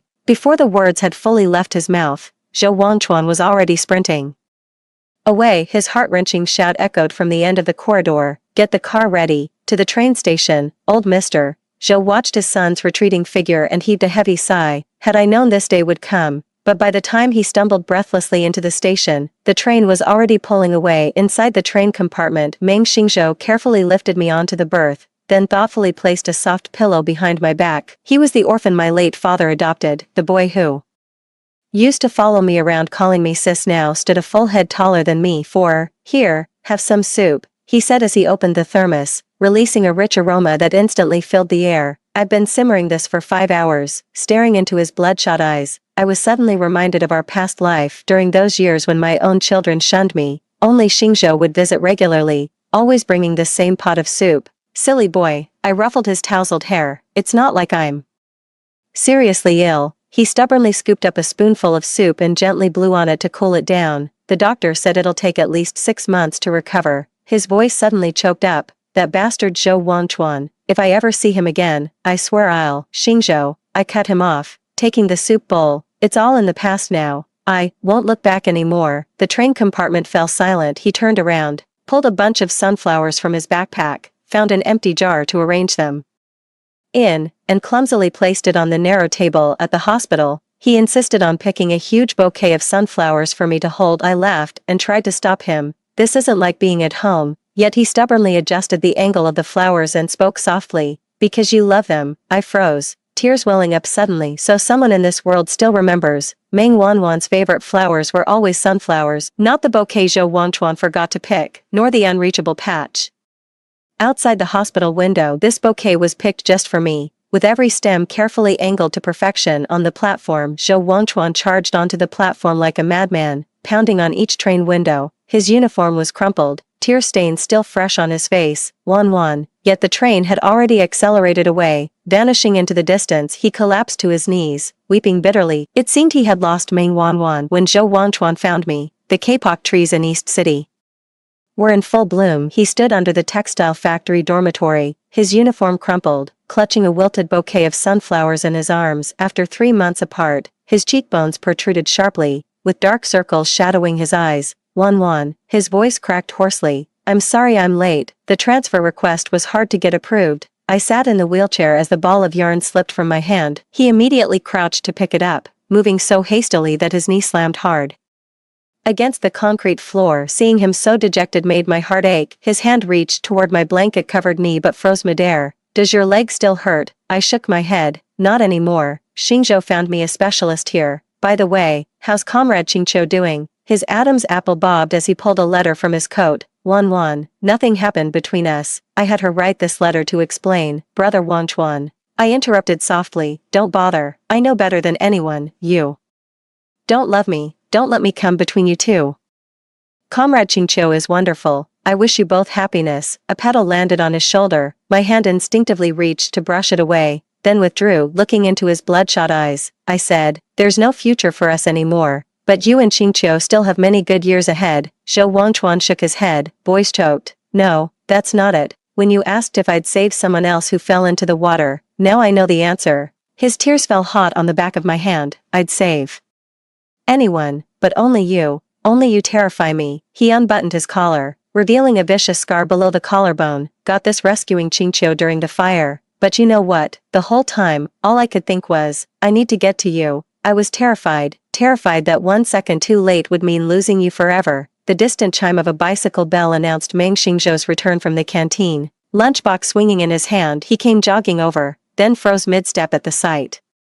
Before him, Zhou Wangchuan seemed oblivious, his forehead pressed against the back of my hand as scalding tears soaked through my sleeve. It's always been you I loved. I was just too foolish to realize it until I lost you. Wan, could you give me one more chance? Staring into his bloodshot eyes, I remembered how he'd removed his wedding ring on his deathbed in our past life. His tears had burned just like this back then. Brother Wangchuan. I gently withdrew my hand and brushed the petals off his shoulder. It's all in the past now. Meng Xingzhou suddenly cleared his throat. Sis, dinner's ready. 5. Zhou Wangchuan stood up. I won't pressure you. I'll come again tomorrow. No need. I declined softly. Xingzhou will take care of me. He stood there, his shadow stretching long in the setting sun. Even as Xingzhou wheeled me around the hallway corner, I could still feel that gaze burning into my back like a weight. Zhou Wangchuan came by a few more times after that, sometimes with a pack of brown sugar, other times with herbal patches. Once during a downpour, he stood outside all night and was carried away by co-workers at dawn, burning with fever. Gradually, I realized I was starting to forget Zhou Wangchuan. The first time I noticed was when I pointed at the man standing downstairs and asked Xingzhou about him. Who is this guy? Is he waiting for someone? Why's he been standing outside our building? Meng Xingzhou widened his eyes and shot back. You don't remember him. It suddenly dawned on me that I must have known him. I can remember everyone perfectly, yet they say he's the only one I've forgotten. The strangest part is how everyone claims I forgot someone, but no one can tell me who that person was. I vaguely recall making an exchange with someone. Perhaps this is the price of that bargain. One day, Meng Xingzhou suddenly cupped my face and studied me intently. Wan, why do you keep staring blankly at your ring finger lately? I looked down in confusion too. Find my right hand repeatedly caressing the ring finger of my left, as if something had once adorned it, though I'd certainly never worn a ring before. I smiled at him. What do you think? I just feel like my ring finger's missing something. He hugged me shyly and murmured, soon.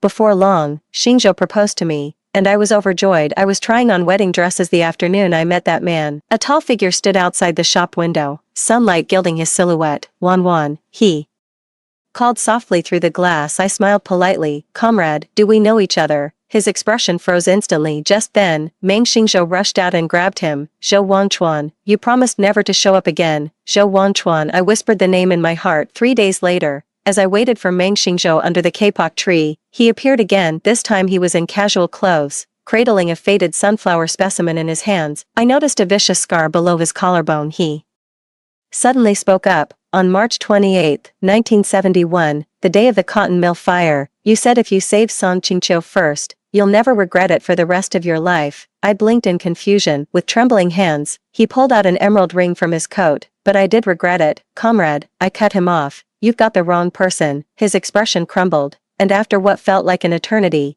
he walked away. A year later, I saw Song Chingcho at my wedding banquet. Comrade Chingcho, why are you standing in the sun? Come inside and sit down. I stepped outside and stared in shock at the pale-faced Song Chingcho at the door, clutching a craft paper envelope in her hand. Her gaze lingered on the wedding band on my ring finger. Sis Wan, do you really not remember him? Her voice trembled. Zhou Wanchuan, the director of the textile mill. Who? I blinked in confusion. The new technician. Song Chingcho stared at me intently. You remember me, remember Meng Xingzhou, remember Uncle and Aunt Zhou. But him alone you've forgotten. I saw a tall figure in the distance shrink back. I truly don't remember. If I've forgotten him, he probably wasn't that important to me. Song Chingcho burst into tears. He's gone. Last week. Lung cancer. Just 3 months from diagnosis to the end. The sunlight suddenly turned harsh. Squinting, I saw the black-edged envelope peeking through her fingers. It was an obituary. I gave Song Chingcho a gentle hug and whispered, my condolences. Turning around,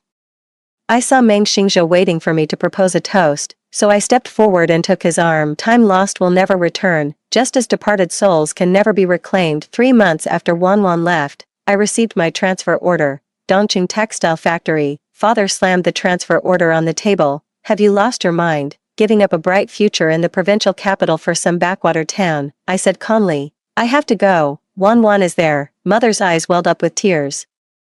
Wan has already. She'll forgive me. I cut off my mother, my voice trembling in a way I didn't even realize. She's always been soft-hearted. My father let out a heavy sigh. What's the point of going? She didn't even want the baby. Those words stabbed through my heart like a knife, right? She didn't even want our child, that baby who should have been born next spring, who would have called me daddy. My fists clenched until fingernails bit into my palms. I'll bring her back, but after just one meeting, she refused to see me again. I waited beneath her apartment as another sudden storm erupted. I longed for her to come out, but she never did. After the torrential rain, I fell into a coma. I had an endless dream where Song Chingcho perished in that fire. While I married Wan on our golden anniversary, I saw her in a newly tailored cheongsam, hesitantly asking if we should take a photo together. Without even looking up, I refused with a curt no need. I saw her sitting in the wheelchair, staring blankly at the old photo of me and Song Chingcho in our youth.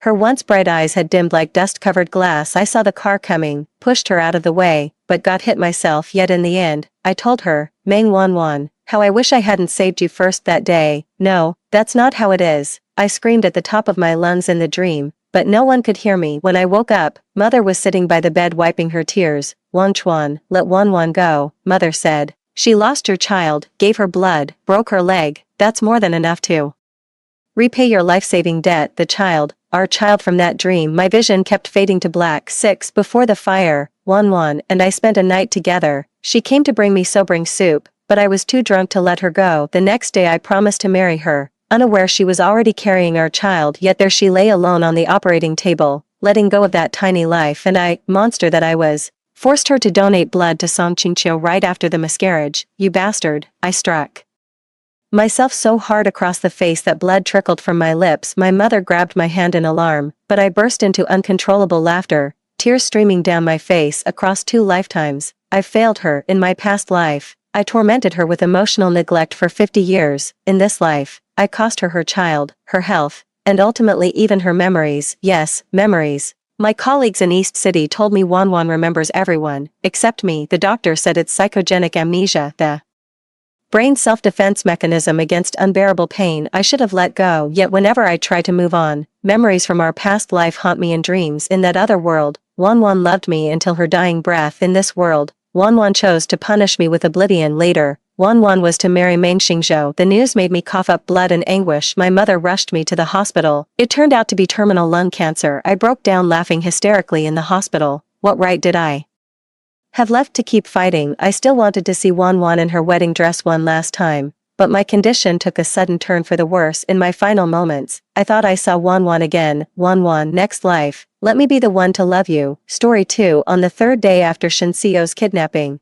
I helped him escape from the mountains, yet his beloved first love ended up sentenced to 7 years in prison for the kidnapping charges. The day Chinku was imprisoned, Shinseyo ruined my birthday celebration. Why did you make me escape? Aik was just throwing a tantrum, she never meant to hurt me. Shinseyo screamed at me hysterically, oblivious that Chinku would actually lay hands on him. I overheard the threat: if the Shin family didn't deliver the money soon, they'd break one of his legs. When I told him the truth, Shinseyo stubbornly insisted I was lying. He idolizes Chinku as the moon of his world, the snow in his heart, yet treats me and the Song family as mere stepping stones. For his success over 7 years, Shinseyo built the Shin Empire into prominence with the Song family's backing. At the pinnacle of his success, he dragged me, his wife, to the shoreline on the very day Chinku was released from prison. Song Qingyao, your atonement ends only in death. I lost consciousness in the seawater, only to wake on the day Shinseyo himself was taken captive this time. I watched Shinseyo being taken away in bonds, but didn't follow. Perhaps dying in the mountains was the fate Shinseyo deserved. One, I'd loved Shinseyo for years, though many claimed he only approached me for personal gain, yet I still craved the tenderness he showed me. My obsession ran deep, so when I was dragged to the shore and recognized Shinseyo, my husband of 6 years, as my captor, I nearly shattered. Why would you do this to me? Shinseyo flicked his cigarette to the ground and crushed it underfoot. His gaze fell upon my tear-streaked face, yet his eyes remained unsettlingly calm. Even his brows carried only the faintest trace of irritation. Shinseyo's whisper carried over the sea breeze, crystal clear in my ears. For 7 years, he said, I've tried to visit Aik, but she refuses to see me every time. She hates me. I went to see her again yesterday, and this time she finally agreed to meet me. I thought Aik was willing to forgive me, but she told me she's fallen ill in prison and doesn't have long to live. Song Qingyao, this is all your fault. You should atone with your life. Well, I'll stay by Aika's side for whatever time she has left. Chinka, I never thought I'd hear that name again, let alone imagine my husband of 6 years would try to kill me because of her. Staring at the cold-eyed man before me, I realized with horror how terribly wrong I'd been to keep choosing him. I shouldn't have risked my life to save him from those mountains 7 years ago. I shouldn't have believed he could love me after Chinka went to prison, but time ran out for regrets. At Shinseyo's signal, his men shoved me off the cliff into the raging sea. Bound hand and foot, I kept sinking into the sea, watching the sunlight dance on the waves until I finally suffocated and lost consciousness too. The suffocating sensation lingered unbearably, and through the agony, I managed to open my eyes again. No seawater, just a warm, dry cafe. Miss, are you all right? The waitress delivering coffee noticed my pale complexion and the cold sweat beading on my forehead, immediately asking if I felt unwell and needed an ambulance. I shook my head without speaking, gulping down air like a drowning man. Only when my color returned did the waitress set down the coffee and leave. I must have died once. The lingering dread clinging to my heart served as a grim reminder of the death I'd experienced, yet I was reborn again. My eyes darted around the unfamiliar surroundings, and there, just beyond the floor-to-ceiling windows, stood Shinseyo. He was on a call, his face lit with undisguised delight. A taxi pulled up to the curb, and out stepped none other than Chinku. The beautiful girl with long black curls waved at Shinseyo, phone in hand. Caught off guard, Shinseyo bounded over with uncontainable glee. 10 steps, 5, 3. Only when Shinseyo got into that green cab and the door shut did I dare exhale deeply. My body trembled with almost manic excitement as I quickly settled the bill and rushed home. Since Shinseyo resents me for harming Chinku and occupying his wife's position, this lifetime I'll let him bravely pursue his true love. By evening, news came from the Shin household. Shinseyo had been kidnapped. 3. Seo's been kidnapped. The kidnappers are demanding 10 million for his release, or else. My mother pulled me into her arms, leaving the thread unfinished. Don't worry, Yao. The Shin family has already alerted the police and hired investigators. Seo will be fine. Mom gently rubbed my back to comfort me, knowing exactly how I felt about Shinseyo and fearing I'd act recklessly out of concern. I buried my face in my mother's arms, forcing out a few crocodile tears. Mom, I'm sure brother Seo will be just fine. What could possibly happen to Shinseyo? At worst he'll lose a leg. Nothing compared to the heartbreak he's about to endure. In my past life, when I learned Chinku had arranged to meet Shinseyo, I staked out that coffee shop. My stomach churned with jealousy when I saw Shinseyo leaving with Chinku, and I ended up tailing them. It wasn't until their car veered off into a remote small town that I realized something was wrong. Feng Seo was dragged into the mountains by Chinku and his accomplices. After alerting the police, I spent a full day trekking deep into the woods to locate their hideout. I planned to wait for the police, but accidentally overheard the kidnappers' conversation. Do Do you really think the Shin family can cough up 10 million for his ransom? Rumor has it the old mansion's got plenty of illegitimate sons stashed away. We'll find out tomorrow. When the exchange happens, no money, no hostage, that's the deal. Are we really just leaving Ado alone to guard him tomorrow? What if something goes wrong, with him tied up this tight? What could possibly go wrong? Just as the two kidnappers were deep in conversation, Chin-ku arrived with a tall, handsome man by her side. Boss's lady. Having overheard their earlier remarks, Chin-ku said coldly, break one of his legs before we leave tomorrow. That'll keep him out of trouble. Break his leg. Won't that hurt your feelings? The handsome man ran his fingers through Chin-ku's curls with an amused chuckle. I went through the trouble of kidnapping someone for you, and this is how you tease me. Despite her pouting protest, Chin-ku melted into his embrace, her coquettish demeanor a stark contrast to her earlier aloofness. Jin, once we get the money from the Shin family, let's start fresh somewhere new. Okay, alright. The man pressed a tender kiss to Chin-ku's lips before they descended the mountain together that night. I fought off sleep and crouched until my legs went numb. Finally spotting a kidnapper stepping out to relieve himself, I grabbed the sharp stone I'd prepared earlier and smashed it against the kidnapper's skull. I didn't stop until he lay unconscious, blood pooling around his head. I retrieved the blood-stained knife from his body, circled around to the cabin's rear window, and handed the crimson blade to Shinseo under his astonished gaze. Around 3 a.m. when the mountain forest lay in complete silence, Shinseo and I fled through the woods like our lives depended on it. I thought I'd saved him, only to realize I'd doomed myself. This time, I won't take that gamble again, nor will I hand Shinseo the blade that could turn against me. For the days dragged on painfully slow. My parents tried comforting me while worrying about the Shin family's plight. I could only weep in public, yet offered no leads to the police, nor agreed to the Song family covering the Shin's financial obligations. Your Aunt Shin came to see me. The family fortune has dwindled over these years. Their company's in dire straits. 10 million is truly beyond. My parents' words carried a tentative tone, though already inclined to agree. Consulting me now would make the Shin parents favor me more later. The Shin family could never be too poor to afford 10 million. It's simply that Shin's parents assumed someone else would foot the bill and made excuses. But Shinseo is their son. Why should his safety concern our Song family? Mom, Dad, we can't pay this money for the Shins. Brother Seo just lost his temper with me for meddling in his relationship with Chin-ku. If I interfere again now, he'll think I'm using favors to manipulate him. True, Seo and I had a huge fight recently. I'd urged him again to stay away from Chin-ku, seeing she didn't truly love him. Yet he remains convinced their affection is mutual. After our fight, Shinseo never came to see me again. With my birthday just a week away, he kept accompanying Chin-ku instead, even giving her the gift he'd originally promised me. I don't want Brother Seo to misunderstand me again. I cried so bitterly that my parents had no choice but to turn down the Shin family. The Shin's expressions darkened when they learned our Song family wouldn't provide financial support. Seo's mother in particular shot me a resentful glare upon realizing this was my decision. After all, in her eyes, I'm still that Song Qingyao who'd go to any lengths to please her for Shinseo's sake. She snorted threateningly. This kidnapping incident has shown me some people's true colors. I'll be much more discerning when choosing a wife for our Seo from now on. My parents visibly bristled at her words, but I remained unfazed. Before heading upstairs, I simply clarified that there was nothing between Shinseo and me. Auntie,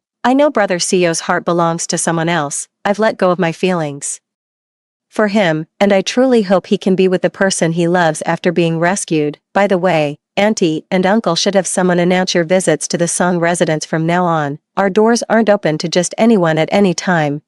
How dare you speak to your elders like that, you insolent girl, Mrs. Shinseo was hopping mad, ready to say more when my parents gestured for them to leave. Their politeness toward the Shins had only ever been because their daughter fancied the Shin boy. The Shin family did eventually cough up 10 million. But before a cent could be spent, Shinseo was found 3 hours before the scheduled exchange. Surveillance officers spotted the suspects and tracked their trail deep into the mountains. Nearly all of Shinseo's kidnappers were captured, except for Chin-ku and another man who managed to escape. Shinseo's condition was worse than I'd imagined, his body covered in blunt force trauma, his right Achilles tendon severed, and one eye gouged out. The captors confessed that when severing Shin's tendon, he kept screaming at Chin-ku asking if she'd ever loved him. The obvious no only enraged his tormentors, who then inflicted far worse damage than originally planned. By the time police subdued the kidnappers and found Seo Shin in the cabin, he'd already passed out from the pain. Yao, would you like to visit Seo?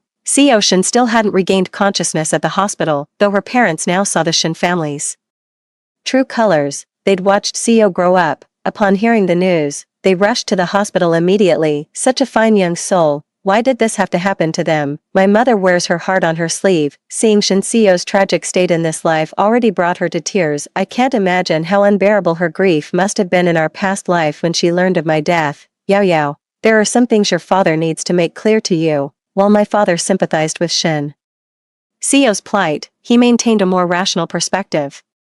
You know, I've never approved of your relationship with Seo. Now with this incident, he's simply not the right person for you. I just want you to think about your future. Dad, I honestly don't have feelings for Shin Seo anymore. After he repeatedly chose to hurt me, there's nothing left between us. My father thought I was referring to that big fight I had with Seo recently. Seeing how composed I remained, even when hearing about Seo's hospitalization and coma, the deep furrow between his brows gradually relaxed. Just let it go. Your mother and I will visit the hospital. You've been exhausted lately. Stay home and get some proper rest. Perhaps worried I'd soften upon seeing Shin Seo at the hospital. Dad hastily insisted I remain at home.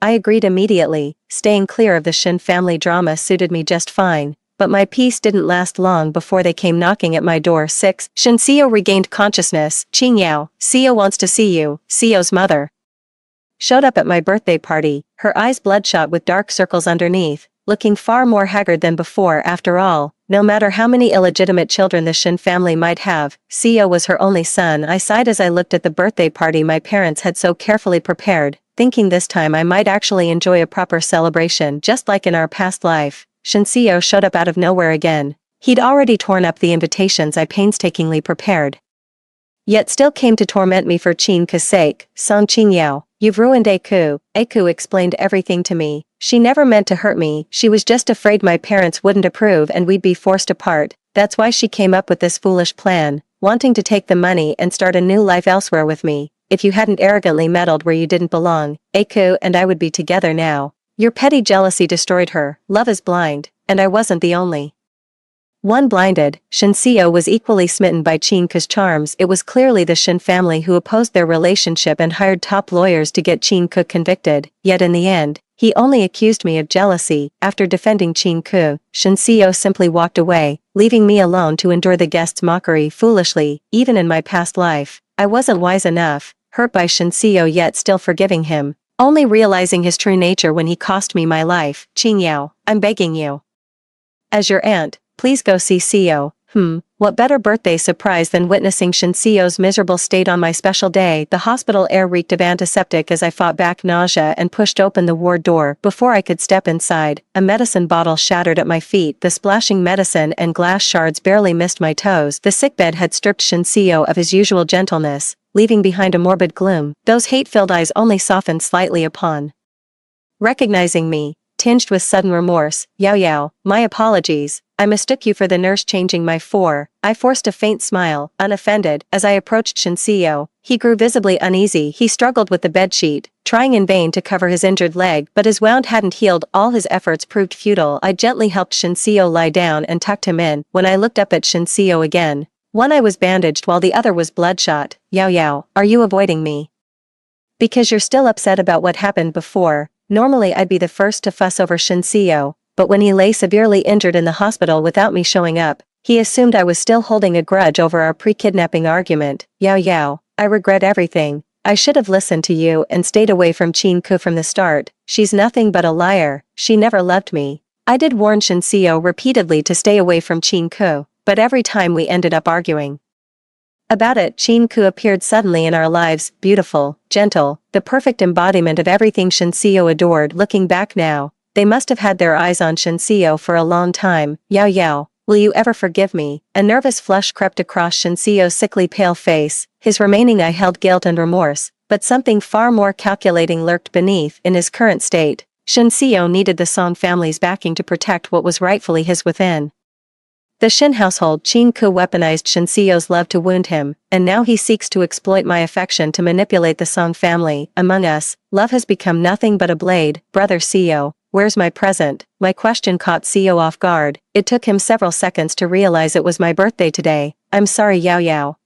I haven't had time to prepare anything, lying again. For the longest time, Shinseo seemed to make a habit of lying to me. Before meeting Chinka, he swore he loved me, only to later claim I was just like a sister. At our wedding, he promised a lifetime of devotion, yet 6 years of marriage brought nothing but cold indifference, culminating in him pushing me into the ocean's depths to drown. And now this, jewelry he'd bought a month ago, my favorite pieces. While claiming he had nothing prepared, the lustrous pearl necklace complemented the girl's slender, porcelain neck perfectly. But Chinka had no fondness for pearls, or perhaps she simply disliked the giver. After putting on her act in front of Shinseo, she promptly sold the necklace. It's alright, Seo, I'm not angry with you, but I thought carefully about what you said. I must have mistaken my childhood affection and dependence on you for love. We'll always remain the friends who grew up together. My words drained all color from Shinseo's face. His momentary calm shattered instantly. He opened his mouth to speak, but I cut him off. Brother Seo, I'll fetch the nurse to change your dressing. The 4 bag had run dry, and the replacement bottle had just been shattered. Ignoring Shinseo's pleading gaze, I walked out of the ward, having spent too long in his presence. An overwhelming disgust churned within me. I needed fresh air before I ended up locked away too. 7. I strolled leisurely down the hospital corridor, pondering where Chinka could have fled. According to the officer in charge, the man escorting Chinka took a bullet during their escape, though the exact wound location wasn't clear. Police had set up surveillance at all medical facilities along their suspected escape route. It wouldn't be long before we tracked down Chinka and that man lost in thought. I suddenly heard a shrill argument coming from around the corner. Shinseo's parents, with Seo in this state, as his father, you're not even concerned about your own son. Instead, you're scheming to bring those disgraceful matters into the Shin family. I've turned a blind eye to your reckless behavior in private. But if you dare to give away what rightfully belongs to Seo, forget about the joint projects between the Shin family and my parents' house. Let's see who'll keep your pathetic company afloat then. Shin Jifeng's brows knitted tightly. When one son proved useless, he simply switched to another, a choice he believed was justified. Yet the company continued to decline under his leadership, forcing him to rely on his in-laws' support. To make matters worse, his wife was an impossible woman to deal with. In the end, Shin Jifeng could only sigh and suppress, for now, his thoughts of changing the family heir. With everything that's happened, I'm worried Seo's health might give out. The only reason I want to retire early is to come home sooner and spend more time with you and our child. Who could possibly challenge Seo for the Shin family fortune? He's our only son after all. Fang Yun didn't buy his excuses and simply warned her husband once more, not wanting a direct confrontation with the Shin couple. I took a detour that added extra minutes to my walk to the nurse's station. Just as I was about to speak, Shinseo's room number flashed on the nurse station's call display. The nurses seemed to have received some alert too. A flood of staff rushed toward the room I'd just left. I trailed behind the crowd, watching the once quiet ward erupt into chaos as 2 officers dragged out a disheveled woman in nurse scrubs, wild-haired, face contorted. It was Chinka. Chinka's hands were smeared with blood, her body writhing in agony, yet she kept laughing like a madwoman. Shinseo, you'll pay for A Jean's life with your own. Every last one of you Shins deserves to die. No one expected that bullet to be fatal. The man died on the run, sacrificing himself to conceal their trail and buy Chinku a chance to escape. Even more shocking was Chinku abandoning his escape, disguising himself and doubling back to the hospital. Chinku was taken away. The Shin family would never let her off the hook. Doctors and nurses rushed about the hospital room, desperately working to stop the bleeding. I stole a glance. The dagger had plunged into Shinseo's chest, staining his blue and white hospital gown crimson. Shinseo's deathly pale face stood in stark contrast to the vivid red, his stillness suggesting he might already be gone. Shinseo was rushed into the operating room for emergency treatment as Shinseo's mother,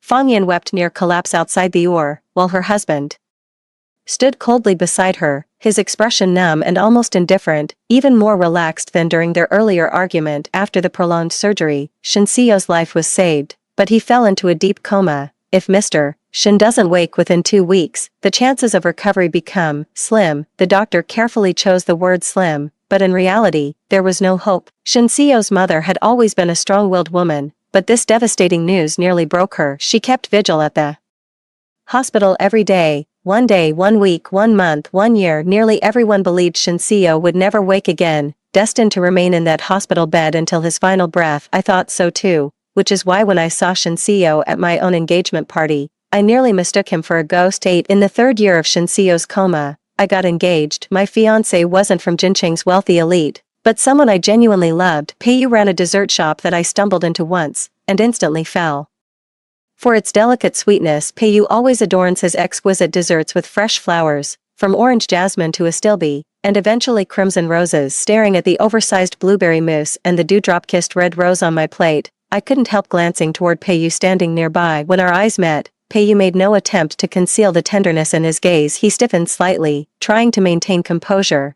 but a telltale blush soon spread across his fair, handsome features.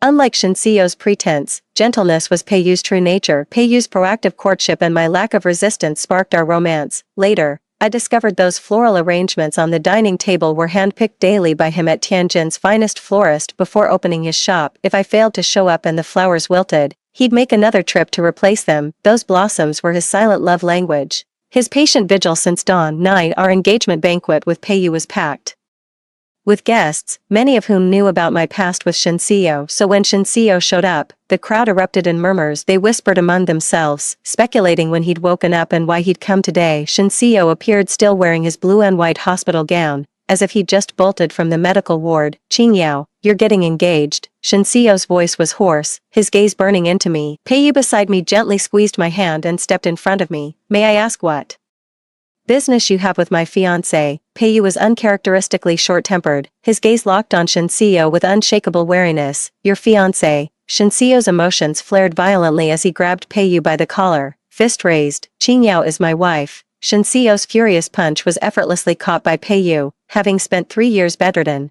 Despite round-the-clock professional care, his body had become far frailer than before, with a crippled leg and injured eye. Peiyu barely needed to exert any force before Shinseo collapsed onto the ground. Seeing her son fall, Fang Yin finally rushed out from where she'd been hiding in the crowd. When she tried to help him up, Shinseo violently shoved her away. The crowd's murmurs grew louder. No one had expected Shinseo to actually lose his mind over love today. They'd all witnessed how devoted I'd once been to him. Nowadays, many spectators are speculating whether I've taken back my old flame and abandoned the new one. Amidst the crowd's clamor, I stepped out from behind Peiyu. Shinseo's gaze instantly locked onto me, desperately searching for any emotion beyond indifference on my face. Even pity would suffice. "Shinseo, you must still be disoriented from waking up. We're nothing more than childhood neighbors. There's never been anything between us." My resolute voice rang out clearly, reaching every ear in the room. "Qingyao, we truly are husband and wife. We were married." Shinseo seemed on the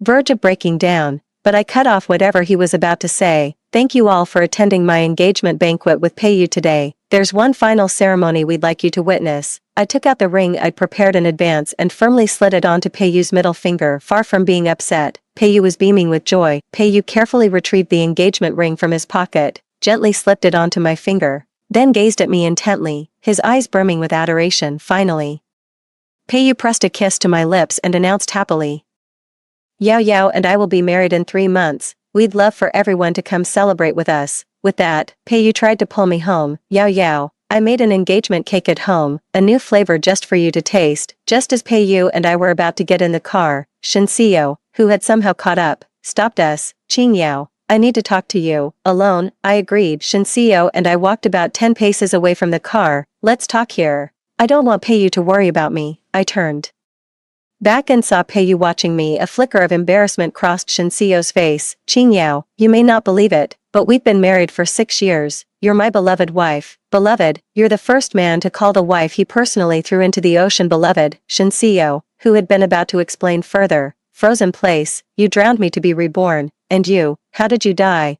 That's why I agreed to talk with Shinseo. If he'd lived peacefully in his past life, he wouldn't be standing here today. Qinke lied to me. It wasn't her who was terminally ill, it was Nian Jin. With his extended sentence, Nian Jin will die in prison without proper treatment. Qinke begged me to save him, but I refused, so he lured me to the rooftop. "But Qingyao, my love for you is real. I was just too obsessed with believing every feeling I had for you was hatred. The moment I gave the order, I regretted it. I love you. I wanted to bring you back, but you were gone, nowhere to be found." Shinseo wept uncontrollably. It was the first time I'd heard him say "I love you," just as nauseating as I'd expected. "You love me? What about Qinku? To love 2 people at once." "Shinseo, you're truly remarkable. If someone keeps getting hurt by the same person, she might be kind, foolish, or weak. But the other one, pure evil. Everything happening to you now is exactly what you deserve. I won't be your pawn anymore. It's not manipulation, Qing Yao. I've genuinely fallen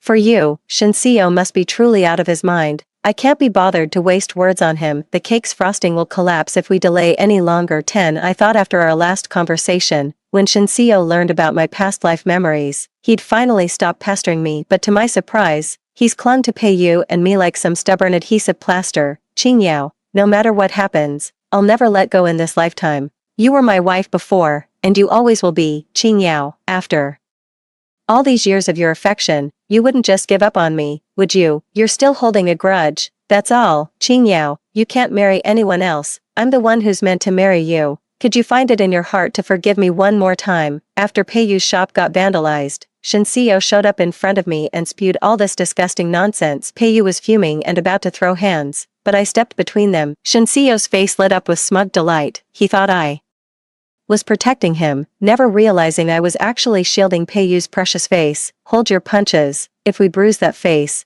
how are we supposed to take wedding photos tomorrow? Pei Yu always heeded my words. His clenched fist slowly uncurled and dropped to his side. But here, this is where Pei Yu and I met, fell in love, and built our life together. That's exactly why Shinxio wants to tear it all down. I'll always cherish every moment with you. As for this place, let's wait until after we're married, then I'll help you redecorate it together. Alright. Pei Yu let out a small, wounded sound before nuzzling into my arms like a dejected golden retriever. I soothingly patted Pei Yu's fluffy head, but when my eyes met Shinxio's, my face twisted with undisguised irritation and disgust. The distance in your attitude pierced Shinxio's heart like an ice dagger. Shinxio, you claim to have plunged into that sea. Then you must know the helplessness and suffocation of drowning in mine. I'll never forget that agony. And I'll never stop hating you. My hatred for Shinxio runs so deep that even after 6 years of accumulated grievances, I refuse to vent them at him now. Those were the clearest words I could muster. Any more conversation with him would turn my stomach. Heaven gave me a second chance not to repeat past mistakes. Besides, Shinxio was never husband material in my eyes.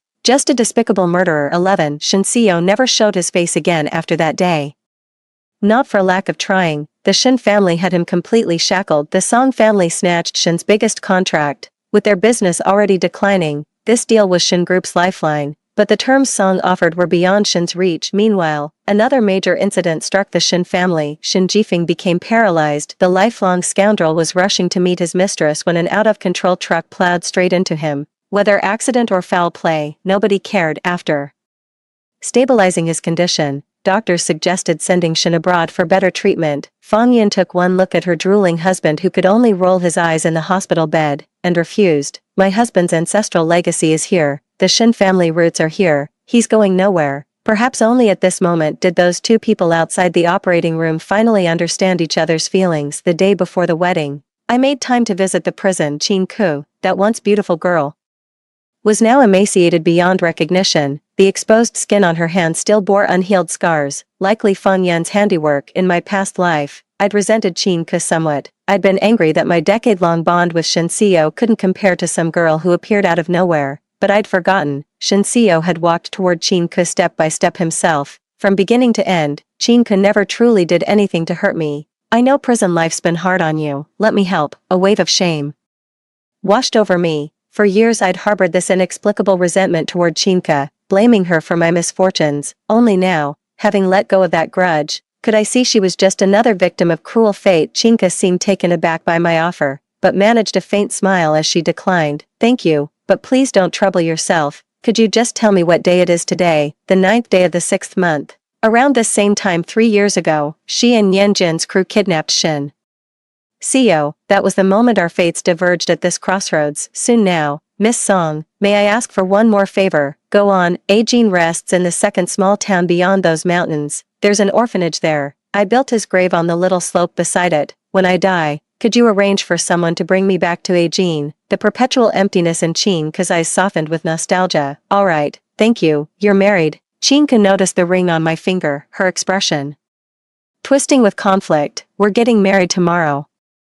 We've known each other for 2 years. He's truly a wonderful man. Chinka's expression relaxed again. Congratulations. The next day, Pei and I held our wedding as planned. My parents kept a close eye on every arriving guest, terrified the Shin family might be plotting something to ruin this important day for me, but despite all precautions, an anonymous letter still found its way to my dressing room. As if anticipating my reluctance to open it, the letter lay bare on the table without any envelope. The handwriting was unmistakably Shin Sio's. Qing Yao, I never imagined the day would come when I'd attend your wedding to someone else, even knowing you'd hate me more. I still came here determined to ruin this ceremony, but when I arrived, I recognized everything, the decorations, every detail chosen to your taste. Long ago, you once poured your heart into preparing such a wedding for me too. Back then, because of Qin Ku, I was never husband material, and the man I've become now, I'm even less worthy of being yours. I can't let you become an unhappy bride again on such an important day. Coming into this world,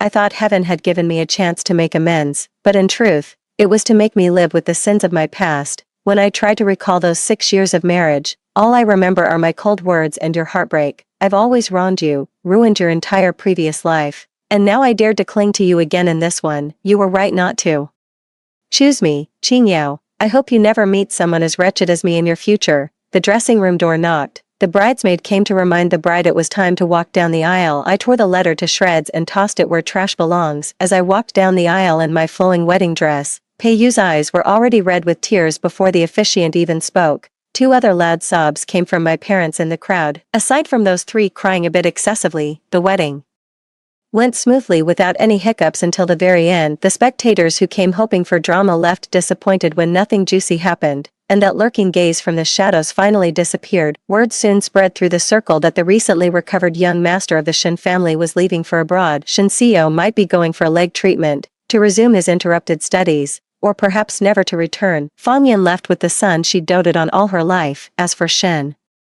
Jifeng, the family fortune had been liquidated by Fang Yun. Before their departure, his wife and son called all his mistresses, yet when the time came, not a single person showed up. Left with no choice, Fang Yun hired a caretaker for him. She'd pay the bills but wouldn't bother checking in extra. Qin Ke died shortly after being imprisoned. She took her own life by smashing her head against the wall in life's final moments. Memories truly flash before one's eyes like an unspooling reel. She saw Nian Jin again. Qin Ke grew up as a fierce orphan in the institution. When bullied, she'd fight back twice as hard. Malnourished for years, Qin Ke's frail frame doomed her to being pinned down in most fights. That day, she got into another brawl, this time over an egg. Outnumbered, Qin Ke smashed the egg violently against the ground and stomped on it with all her might. The clean egg now lay ruined in the filthy mud, utterly inedible. The furious crowd closed in, ready to beat Qin Ke to a pulp with no time to grab a weapon. Qin Ke racked her brains for the least painful way to take the beating, but the blows never came. The new boy from the orphanage chased them off wielding a brick. Qin Ke vaguely remembered this strikingly handsome boy. Nian Jin, was it? Unlike those street punks, Nian Jin was slightly older and actually treated Qin Ke like a girl. With Nian Jin's ruthless reputation, nobody dared mess with Qin Ke when she was around him. Qin Ke still offered to share her food with Nian Jin, though he'd always refuse. Not only did Nian Jin decline Qin Ke's food, he also refused the milk donated by the Shin family. In the end, Qin Ke drank both glasses of milk herself, completely baffled why Nian Jin would dislike something so wonderful. The Shin family's donations to this orphanage were just for polishing their public image. Qin Ke saw nothing wrong with that. As long as her belly was full, what did it matter whether their kindness was genuine? But when Nian Jin later explained his hatred for the Shins, she too came to despise those sweet, fragrant glasses of milk. Unlike Qin Ke, Nian Jin wasn't a child born to be abandoned. He had a mother who adored him, and 7 truly blissful years. Shin Sio's whisper carried over the sea breeze, crystal clear in my ears. Qin had no say in the matter. She was bound and delivered to that man's chamber. The man was married. When his wife discovered her husband of less than a month was already philandering, she stormed to Nian Jin's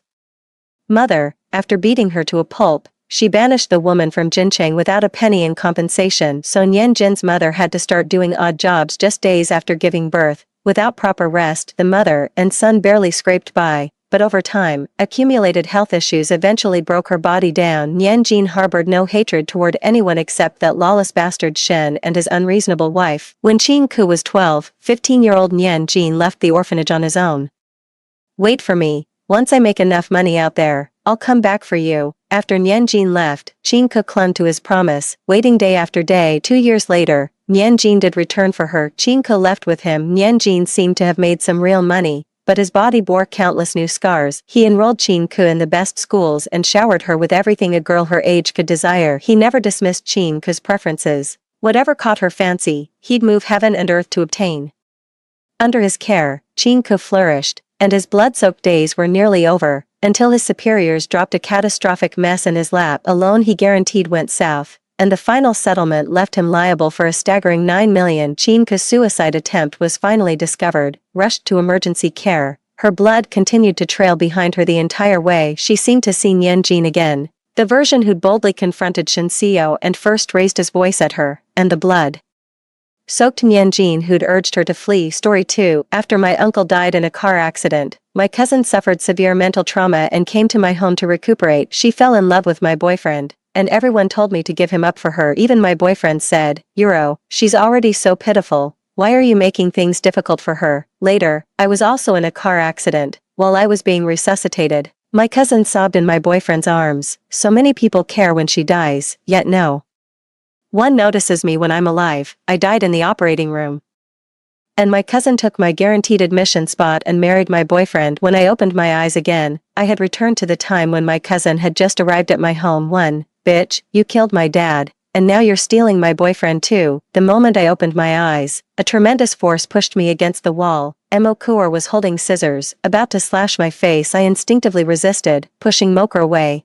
The scissors flew out of her hand as she staggered back several steps before tumbling down the stairs. Her hand was scraped, blood dripping down. Mokur simply sat on the floor, covering her face and sobbing uncontrollably. The surrounding classmates stopped and curiously turned to look in this direction. "Son Yuro, what are you doing?" The person rushing over is my boyfriend Jiangyu. He helped Mokur up from the ground. "Are you okay?" Following closely behind Jiangyu was my best friend Tang Xian. Seeing Jiangyu like this, she was furious. "Jiangyu, are you blind?" Mokur was the one who grabbed scissors first, trying to slash Song Yuro's face. "Whose boyfriend are you really?" "Mokur can't tell, but you should know better." Perhaps Tang Xian's voice was too loud, as Mokur seemed startled, shrinking into Jiangyu's arms and crying even harder. Jiangyu frowned. "Tang Xian, you know about Mokur's condition. After her father's sudden death, she developed severe psychological issues. How could you provoke her at a time like this? Don't you have even basic compassion?" As if sensing protection, Mokur timidly tugged at Jiangyu's sleeve and stubbornly repeated, "You're my boyfriend." Jiangyu patted Mokur's head and said in a soothing tone, Mokur was satisfied. She glared at me and said triumphantly, "If I see you talking to Jiangyu again, I won't be polite." Jiangyu sighed. He gave me an apologetic look,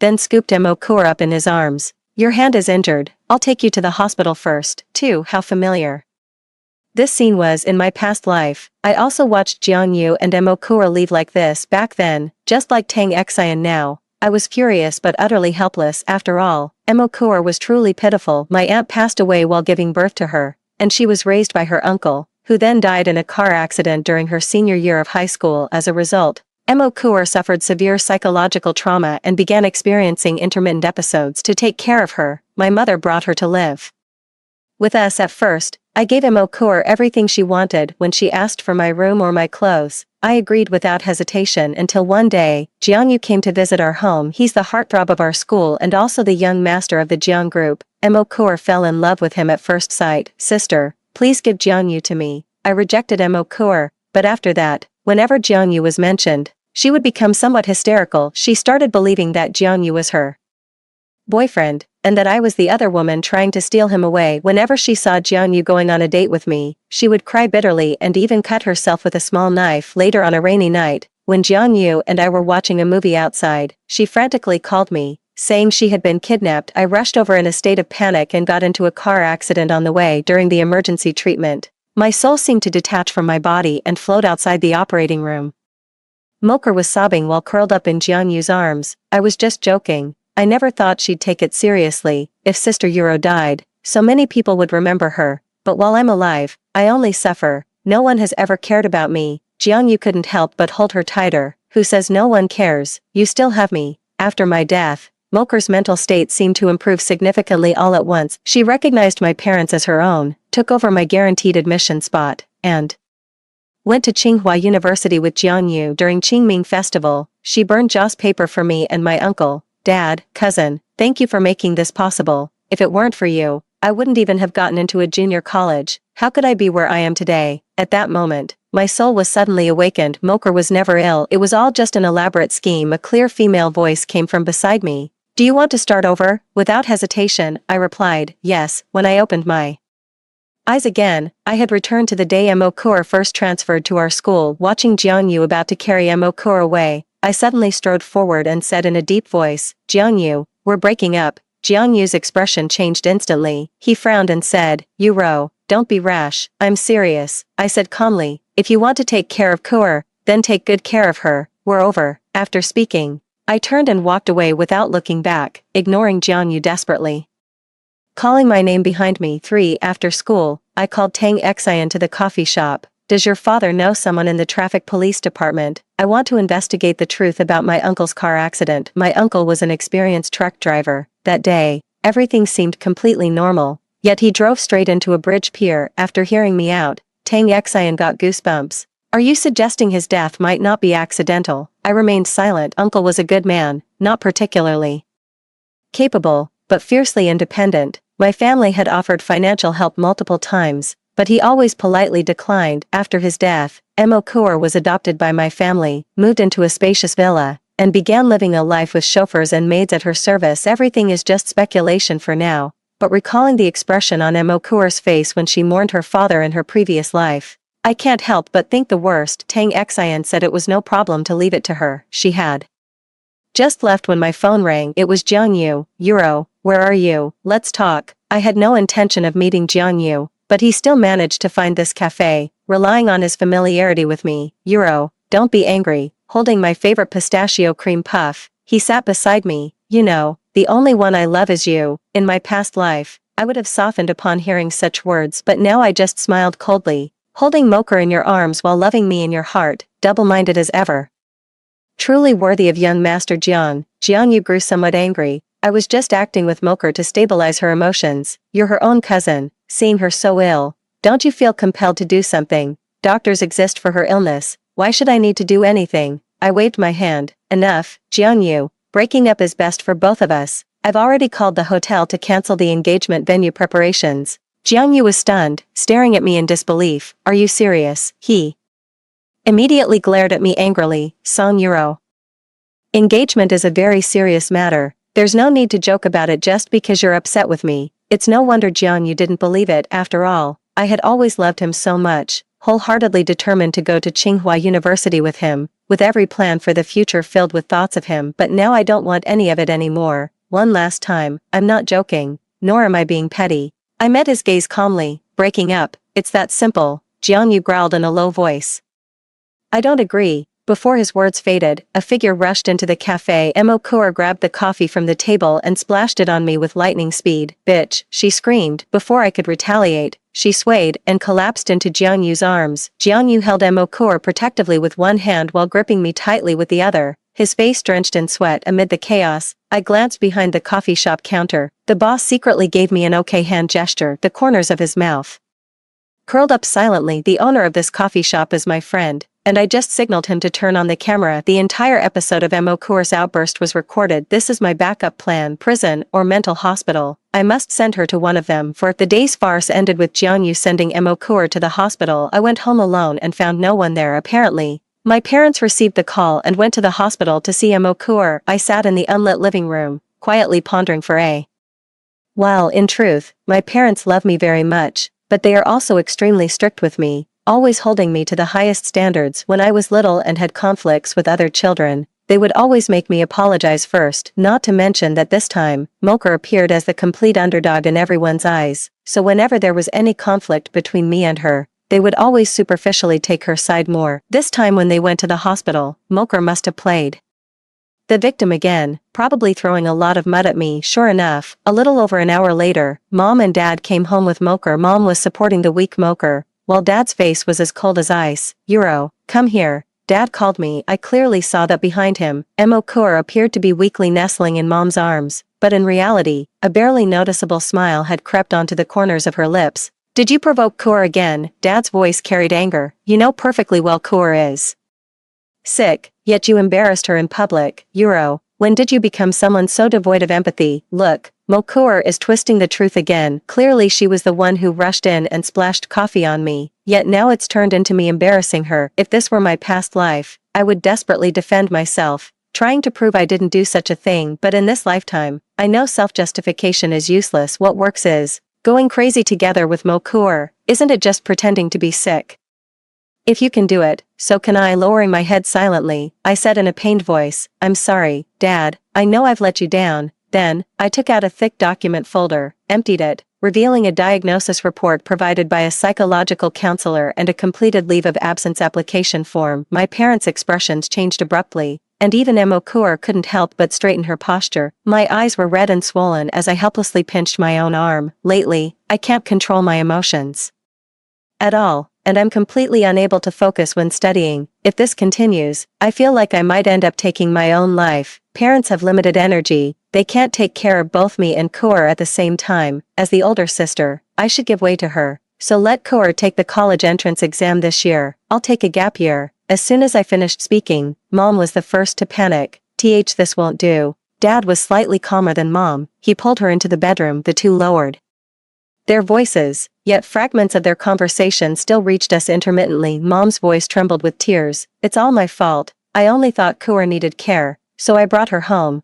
but I never imagined it would affect Euro too. Dad comforted her. Don't blame yourself yet. What's important now is finding a proper solution. In the living room, Mokur glared at me with resentment. She picked up the psychological counseling diagnosis form I had placed on the table. Son Euro, when did you go to the counseling center? This must be fake. I curled my lips slightly and whispered, you've never even been to a psychiatric department, just running your mouth. At least I have a fake certificate. The next second, our parents pushed the door open. I immediately put on a helpless expression. Please, stop blaming me. I'm willing to give Jiangyu and our parents to you, if that's still not enough. I'm ready to disappear from this world forever. Euro, what are you saying, Mom? Rushed over and tightly grasped my hand. You must never think like that. Dad then came before Kaur and said gently, here's the thing, we've discussed it and decided that our family has another house in the southern part of the city, which is closer to school. Kaur, why don't you move there first? We'll hire a caregiver to look after you. Kaur's eyes widened. Uncle, are you abandoning me? She immediately began to panic. Uncle, please, you're my only family left, don't cast me aside. Both parents comforted her together, their tone extremely gentle but their stance unshakably firm. I sobbed quietly on the side, but inwardly sneered. In my past life, after I died in a car accident, my parents were utterly heartbroken. At that time, Mokur volunteered to become their daughter and care for them in their old age. Unaware of the truth, they agreed. But now, I'm still alive. Parents always favor their own flesh and blood. They couldn't just stand by and watch Mokur drive me to depression and suicide just like that. Mokur was sent away from our home. She went around school playing the victim, claiming I kicked her out of the house. Classmates started calling me a wicked sister for treating a poor orphaned girl so cruelly I couldn't even be bothered to respond. The college entrance exam was what truly mattered. These rumors meant nothing. After high school graduation, most people would never see each other again anyway. Jiangyu also confronted me. Kiki cried to me half the night yesterday. Was it really necessary to treat her like that? I buried myself in solving analytic geometry problems without even looking up. Jiangyu, we've already broken up. You don't seem to have any standing to criticize me. I never agreed to break up, Jiangyu said resolutely. The engagement is a matter between two families. How can you end it with just one sentence? Well, that's interesting. I put down my pen, looked up, and smiled meaningfully. So you're saying you're still my boyfriend? Since you're still my boyfriend, can you explain why Mokur was crying with you half the night? A man and woman alone together late at night. Who do you think is being more inappropriate here? Jiangyu was choked with anger. I only feel sympathy for Mokur. She's your cousin and also my classmate. I smiled without saying anything. Actually, there's a recording in my phone. It was during Jiangyu's gathering with his friends when one of them recorded it and sent it to me. In the recording, whether Jiangyu was drunk or not, he said in a smug voice, have you all watched The Heaven Sword and Dragon Saber? Don't you think Song Yuro is just like Zhao Min, and Mokur resembles Xiao Zhao? I sneered. What era is this? Still trying to play the red and white rose game? It's just that right now, I don't want to keep arguing with Jiangyu. Verbal disputes are useless. The more you argue with rotten people, the deeper you sink. What I want to seize is tangible benefits. 5 But Jiangyu is like a piece of chewed gum. Once it sticks, you can't shake it off. The school organized alumni from Tsinghua and Peking University to come back and give lectures, with the top 30 students in the grade attending. Coincidentally, Jiangyu happened to be sitting right next to me. Before the meeting started, he stopped me, seeming somewhat hesitant to speak. There's something I don't know how to bring up, then don't. I tried to walk past him, but he blocked my way. Jiangyu gritted his teeth and finally spoke up. Could you give your guaranteed admission spot to Mo Kur? No, I didn't even bother to lift my eyelids as I tried to shake Jiangyu off. Jiangyu grew anxious, gripping my wrist tightly as he forcibly pulled me to the side of the corridor. Listen to me. Saving a life is more meritorious than building a 7-story pagoda. Right now, you're the only one who can save Kur. Under my scrutinizing gaze, Jiangyu haltingly recounted the entire incident. It turned out Mo Kur had stirred up trouble again. She faked a suicide in the bathtub, then called Jiangyu, who broke down the door at the last moment before she lost consciousness and saved her. After enduring this melodrama straight out of an 80s tragic romance novel, Mo Kur tearfully told Jiangyu that if she couldn't attend the same school as him, she would die. As everyone knows, both Jiangyu and I have been recommended for admission to Tsinghua University. As for Mo Kur's grades, the gap to get into Tsinghua is probably about 400 points short. That's great, Jiangyu. I nodded. Since Mo Kur is determined to attend the same school as you, and you really want to make her wish come true, why don't? Under Jiangyu's expectant gaze, I smiled at him and said, you tutor her. Although there's only 1 month left until the college entrance exams, perhaps heaven will be moved by your kindness and create a miracle. I turned and walked away, but Jiang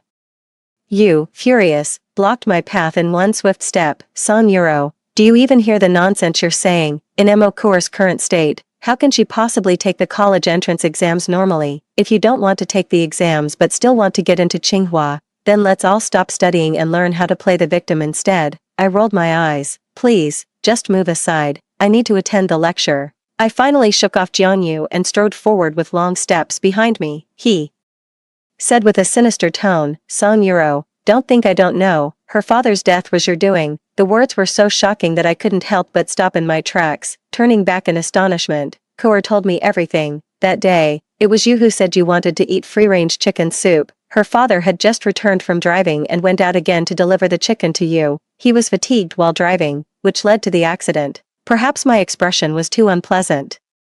Jiangyu softened his tone. Of course, Euro, I know you didn't do it on purpose, but what's done is done. Kur has become like this now, and you bear some responsibility. You should atone to Kur. I remained silent as Jiangyu stepped forward, trying to embrace me. Euro, I know you don't believe me, but I truly only feel pity for Mo Kur. She's your sister, and I treat her as one too, but in my heart, the one I love has always been you. Before Jiangyu could finish speaking, a cold voice interrupted him. Classmate, you've been blocking this path for almost 10 minutes. When are you going to move? Jiangyu and I turned our heads together. A girl in a white shirt stood not far away, with gold-rimmed glasses hanging on her chest, hands in her pockets, her expression somewhat aloof. I recognized her. She was one of the speakers for this lecture, Senior Su Shaoran, who went to Peking University for some reason. The moment I heard her voice, I suddenly froze. When I was reborn, a voice whispered in my ear, do you want to start over? That voice was exactly the same as Su Shaoran's from just moments ago. Bro, this isn't working. The girl is clearly annoyed with you, yet you're still pestering her here. Behind Su Shaoran, a tall young man sauntered up with a carefree attitude. His face had an ageless quality, blending a man's mature features with a youth's clear-eyed freshness. A name tag pinned to his chest read, Alumni Ji Zhao. In that instant, fragmented memories suddenly flooded my mind like scattered puzzle pieces. A strong intuition tells me I've seen these two people before. 6. Thanks to Su Shaoran and Ji Zhao, Jiangyu couldn't continue pestering me. As soon as the lecture ended, I immediately bypassed the crowd and approached Su Shaoran. Senior, could I have your contact information? Su Shaoran studied me for a long time, then smiled. Didn't you get directly admitted to Tsinghua? I'm from Peking University. You should go find your Tsinghua seniors. I hesitated for a long time before finally asking tactfully, have we met before? The moment I spoke, Su Shaoran's expression changed. Ji Zhao, who had followed and now stood behind her, also showed a subtle shift in expression. At school, Su Shaoran asked with apparent calmness. I mustered the courage to shake my head. No, not at school. It was with people coming and going around us. I didn't dare speak too directly, so I hinted vaguely, by a riverside, with red lotuses on the Opposite bank, one of you was on a boat, the other on the bridgehead. Before I could finish speaking, both Su Xiaoran and Ji Zhao's expressions turned grave. You actually remembered, Su Xiaoran murmured softly. This probably means you'll face many more trials ahead. She tore off a sticky note, wrote down a string of numbers, and handed it to me. Here, this is my WeChat. After Su Xiaoran and Ji Zhao left, I added that WeChat account. The ID is very strange, called the Upstream Traveler.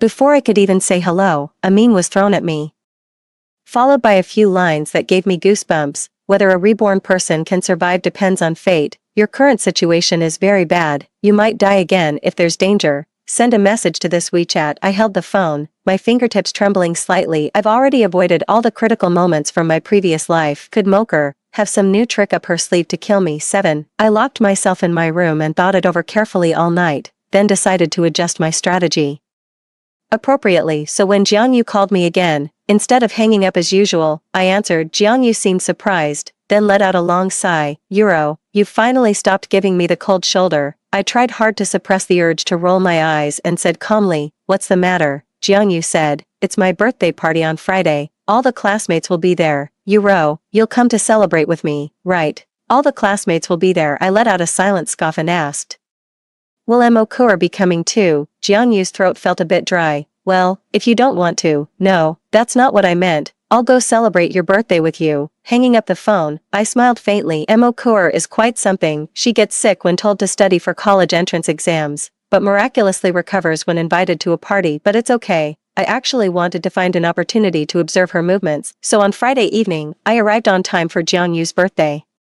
party. The party was held in a private club's VIP room, with Jiang Yu naturally being the undisputed center of attention. Surrounded by everyone, Mokur stood right beside him, clearly dressed up for the occasion with light makeup and wearing a Chanel suit. I narrowed my eyes slightly. That dress was mine. I had originally planned to wear this dress today, but couldn't find it in my closet. Even the housekeeper said she hadn't seen it, so I had to grab another set at the last minute. Never thought I'd see it on Mokur. The Jiang family is a prominent household. Jiang Yu's birthday banquet had networking undertones, with people from the business world constantly coming to toast the future young master. After toasting, they would glance at Mokur beside Jiang Yu, and Mokur would also greet them with a smile. I've long heard of Miss Song's excellence, and seeing her today truly lives up to her reputation. Our company has always been interested in collaborating with President Song. If possible, we hope Miss Song could put in a good word for us. This is the gift I prepared for Mrs. Song. Mokur smiled broadly, indicating she would deliver both the message and the gift, but before she could take the gift box, a hand reached out from the side and snatched it first. That hand was, of course, mine. Taking the gift box, I smiled and nodded in thanks to the giver. My mother loves this brand of face cream the most. I'll thank you on her behalf first. The guests froze, sizing me up before hesitantly asking, you are, Song Euro. I extended my hand gracefully to shake hands and greet the other person. The guests were completely baffled. And this young lady is. Everyone's gaze fell upon Mokur. Obviously, apart from our schoolmates, everyone else had mistaken Mokur for me. After all, I'm the one engaged to Jiang Yu, and the one who should be standing beside him at today's birthday banquet is me. Clearly, Mokur has taken what doesn't belong to her. Before Mokur could introduce herself, I cut in, Uncle, you came to celebrate Jiang Yu's birthday and likely wanted to send a gift to the Song family through me. Now that both purposes are accomplished, why bother about who anyone else is? As soon as I finished speaking, Mokur's face instantly turned pale. The guest was also tactful. After all, he had favors to ask of my family, so he immediately chimed in, Miss Song is absolutely right. I'm terribly sorry for mistaking you earlier. With such clear and eloquent speech, Miss Song is truly a lady of noble upbringing. Out of the corner of my eye, I saw Mokur so angry that her eyes turned red. She turned her head and ran out the door. That pitiful look was truly heartbreaking. I noticed Jiang Yu's expression filled with concern, clearly about to follow her. I grabbed him. Fiancé, where are you going? Jiang Yu angrily pushed my hand away. Song Euro, is this really necessary? Mokur is also part of your family, since you hadn't arrived yet. She was just helping to receive gifts. Why must you make sarcastic remarks about her in front of so many strangers? I sneered. That's right, helping to receive gifts for me. Next, will she be helping to stand by your side, helping to cut the cake with you, and maybe even helping to marry you in my place? Jiang Yu frowned deeply. Euro, I always thought you were a generous and graceful girl. How could you become like this? With that, he left me behind and chased after her.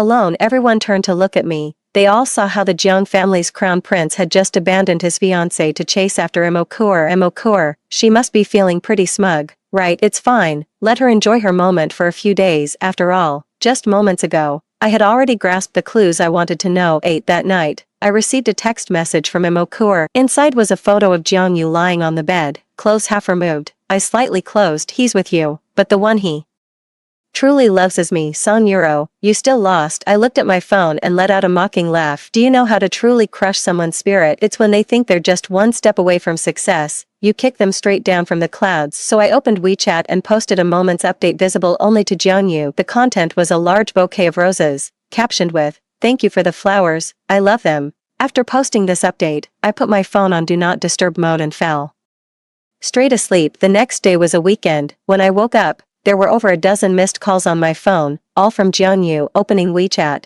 Jiang Yu had already sent several screens worth of messages. Son Euro, who sent you those flowers? You're my fiancé, yet you're still being ambiguous with other men outside. What would your parents think if they knew? How ridiculous. Jiang Yu seems to eternally lack the capacity for self-reflection, strict with others, lenient with himself. From this perspective, he and Imokur are truly well matched, but now, he's finally experiencing this stinging pain too. This is my reasoning. No matter how many times I tell Jiang Yu to cancel the engagement, he'll only think I'm being petulant. But when there's a possibility I might fall for someone else, that's when he'll truly panic. When you're about to lose something, that thing suddenly becomes extraordinarily precious. Sure enough, after these few venting words, Jiang Yu quickly began to make amends. I admit it was wrong of me to leave you at the birthday banquet. But there were reasons for it. You should understand me, Euro. You'll never meet anyone who treats you better than I do. I deliberately didn't reply to these messages, intending to create a sense of crisis for Jiang Yu. That night, Jiang Yu waited outside my house holding roses the entire time. He even repeatedly questioned my housekeeper. Has any other guy come looking for Euro recently? I waited until the perfect moment before finally letting him in. He waited outside the door for over 2 hours. Normally, he would have stormed off long ago, but this time, Jiang Yu showed no trace of impatience on his face, even feeling a hint of relief when I finally let him in. You still can't let go of me, right? He handed the bouquet of roses into my arms. Endless coldness welled up in my heart, yet a smile hung on my lips. Of course, the joy of regaining what was lost filled Jiang Yu's heart, and he began repeatedly confirming every detail of the engagement ceremony with me. Meanwhile, to compete with that love rival, Jiang Yu forced me to take photos of the roses he gave me, along with the rings on both our hands, pressuring me to post another WeChat Moments update. I pretended to be reluctant.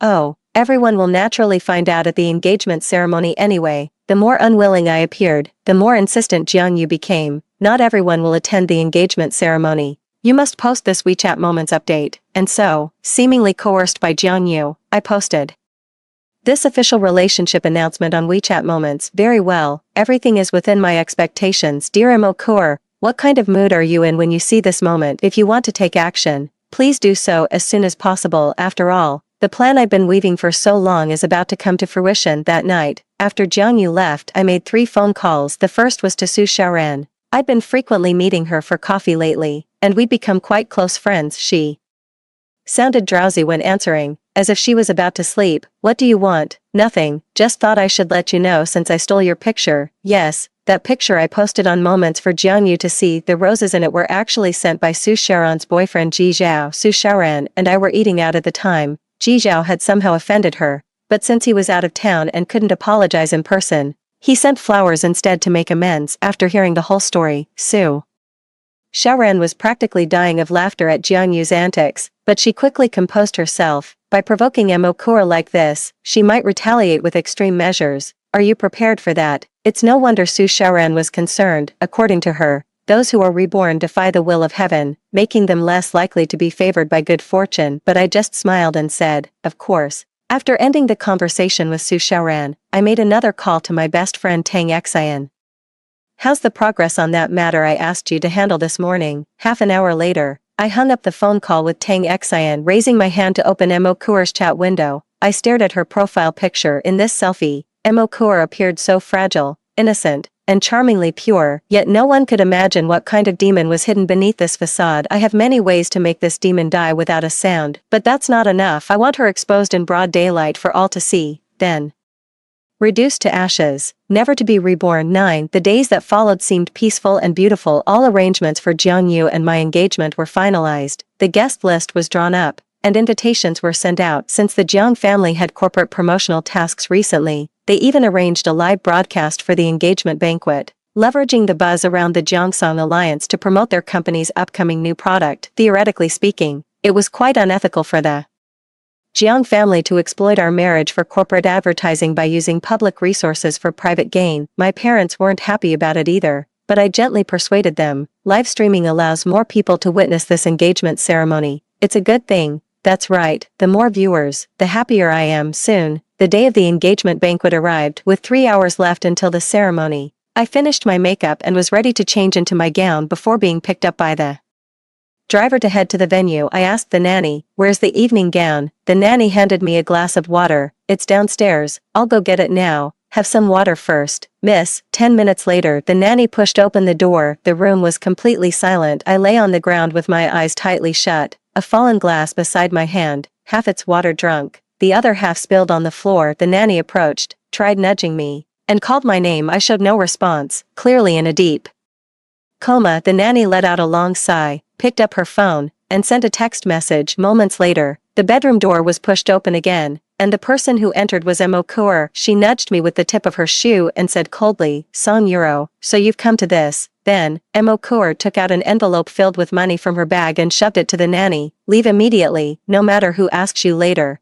just say you know nothing." The nanny looked nervous. "Miss Kaur, what are you going to do?" "None of your business," Moker said coldly. The nanny still couldn't rest easy. "Please don't do anything too extreme, or I'll be implicated too. Can you stop the nonsense?" Moker snapped irritably. "Your son is still waiting for you at the hospital." The nanny didn't dare say anything more and hurried away with the money. Only Moker and I remained in the room. She calmly removed the jewelry from me and adorned herself with it, then headed to the dressing room where she found the engagement dress I had prepared. "Sis, you know what, I've always been jealous of you. We're children of the same pair of sisters, yet you live in a grand villa while I'm stuck in a rundown apartment building. You're about to marry into a wealthy family. Everyone calls you Mrs. Jiang, while I'm stuck with a bunch of small-time thugs. This isn't fair," Mo Kaur said while leisurely changing her clothes. After changing, she waited a moment longer until the roar of motorcycles sounded below, and a group of thuggish-looking men appeared downstairs. Moker opened the door for them and briefly instructed, "Follow the plan, strip off their clothes, take photos, and wait for my message. Once you receive it, send the photos to me." 10 Moker left. Several tall men surrounded me. After waiting for over 10 minutes, the leader of the thugs, probably thinking the time was right,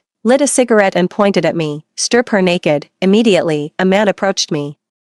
However, the moment he approached me, I suddenly snapped my eyes wide open.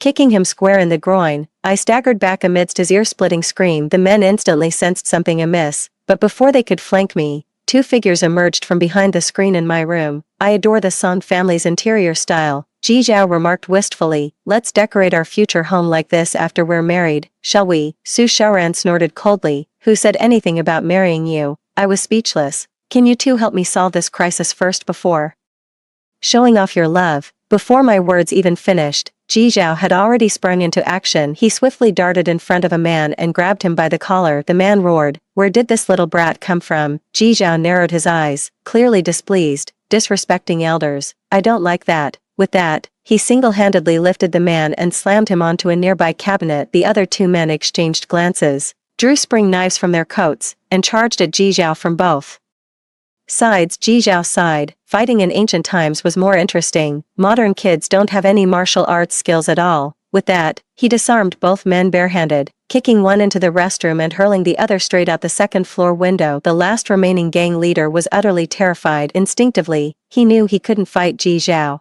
This young man's movements clearly weren't those of a normal person, so he set his sights on Su Xiaoran standing not far away. Su Xiaoran had the typical appearance of a top student good girl, white shirt, white skirt, looking every bit the fragile model student. Ji Zhao's voice immediately distorted. "Don't touch her." It was too late. The gang leader had already lunged at Su Xiaoran, the sharp switchblade about to press against her neck. Su Xiaoran calmly glanced at the thug, and in the next second, this model student raised the object in her hand, a brick. It smashed directly onto the thug's head. "I told you not to mess with her." Ji Zhao stood aside, sighing helplessly with his hands in his pockets. She doesn't know her own strength. The thug collapsed to the ground, bleeding from all 7 orifices. Su Xiaoran took out his phone and handed it to me. Everything unfolded pretty much as you predicted. I smiled faintly just as Su Xiaoran said, everything went according to my plan as early as Jiang Yu's birthday banquet. I had already suspected that our family's nanny had been bribed by Mo Kuer. The reason was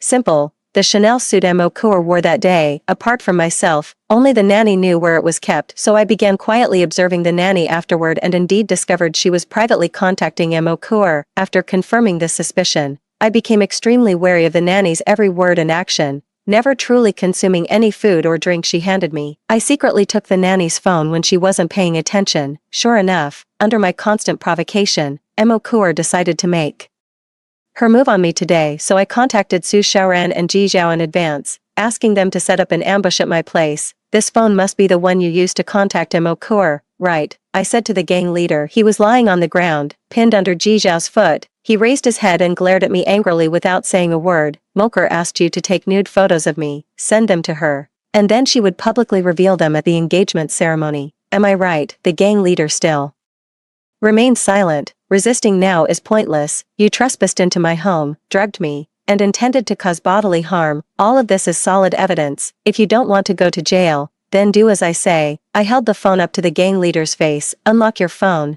The gang leader turned his head away, ignoring me. Fingerprints should work too. Ji Zhao attempted to grab the gang leader's hand. However, the gangster did something no one expected. He stuck his thumb in his mouth and bit down hard, making it bleed profusely. In short, he wouldn't reveal the password, and he destroyed the fingerprint that could unlock the phone. Don't even think about impersonating me to contact Kuer, he shouted, his voice laced with menace and a hint of smugness. I lowered my gaze to study him. After a moment, I smiled faintly. So that's how it is. You weren't bribed. You genuinely care for her. The gang leader, having had his feelings exposed, turned his head away to avoid my gaze. I smiled. So that's how it is. These troublemakers were all quite young, and in their eyes, Moker must have seemed like a pure, unblemished jasmine flower. Even if this jasmine flower made them commit heinous acts, it must have been because she was wronged first and had no other choice. In that case, this should be easy to handle. I took out my phone and pulled up the recording I had just made. Mo Kuer's voice rang out clearly. You're about to marry into wealth.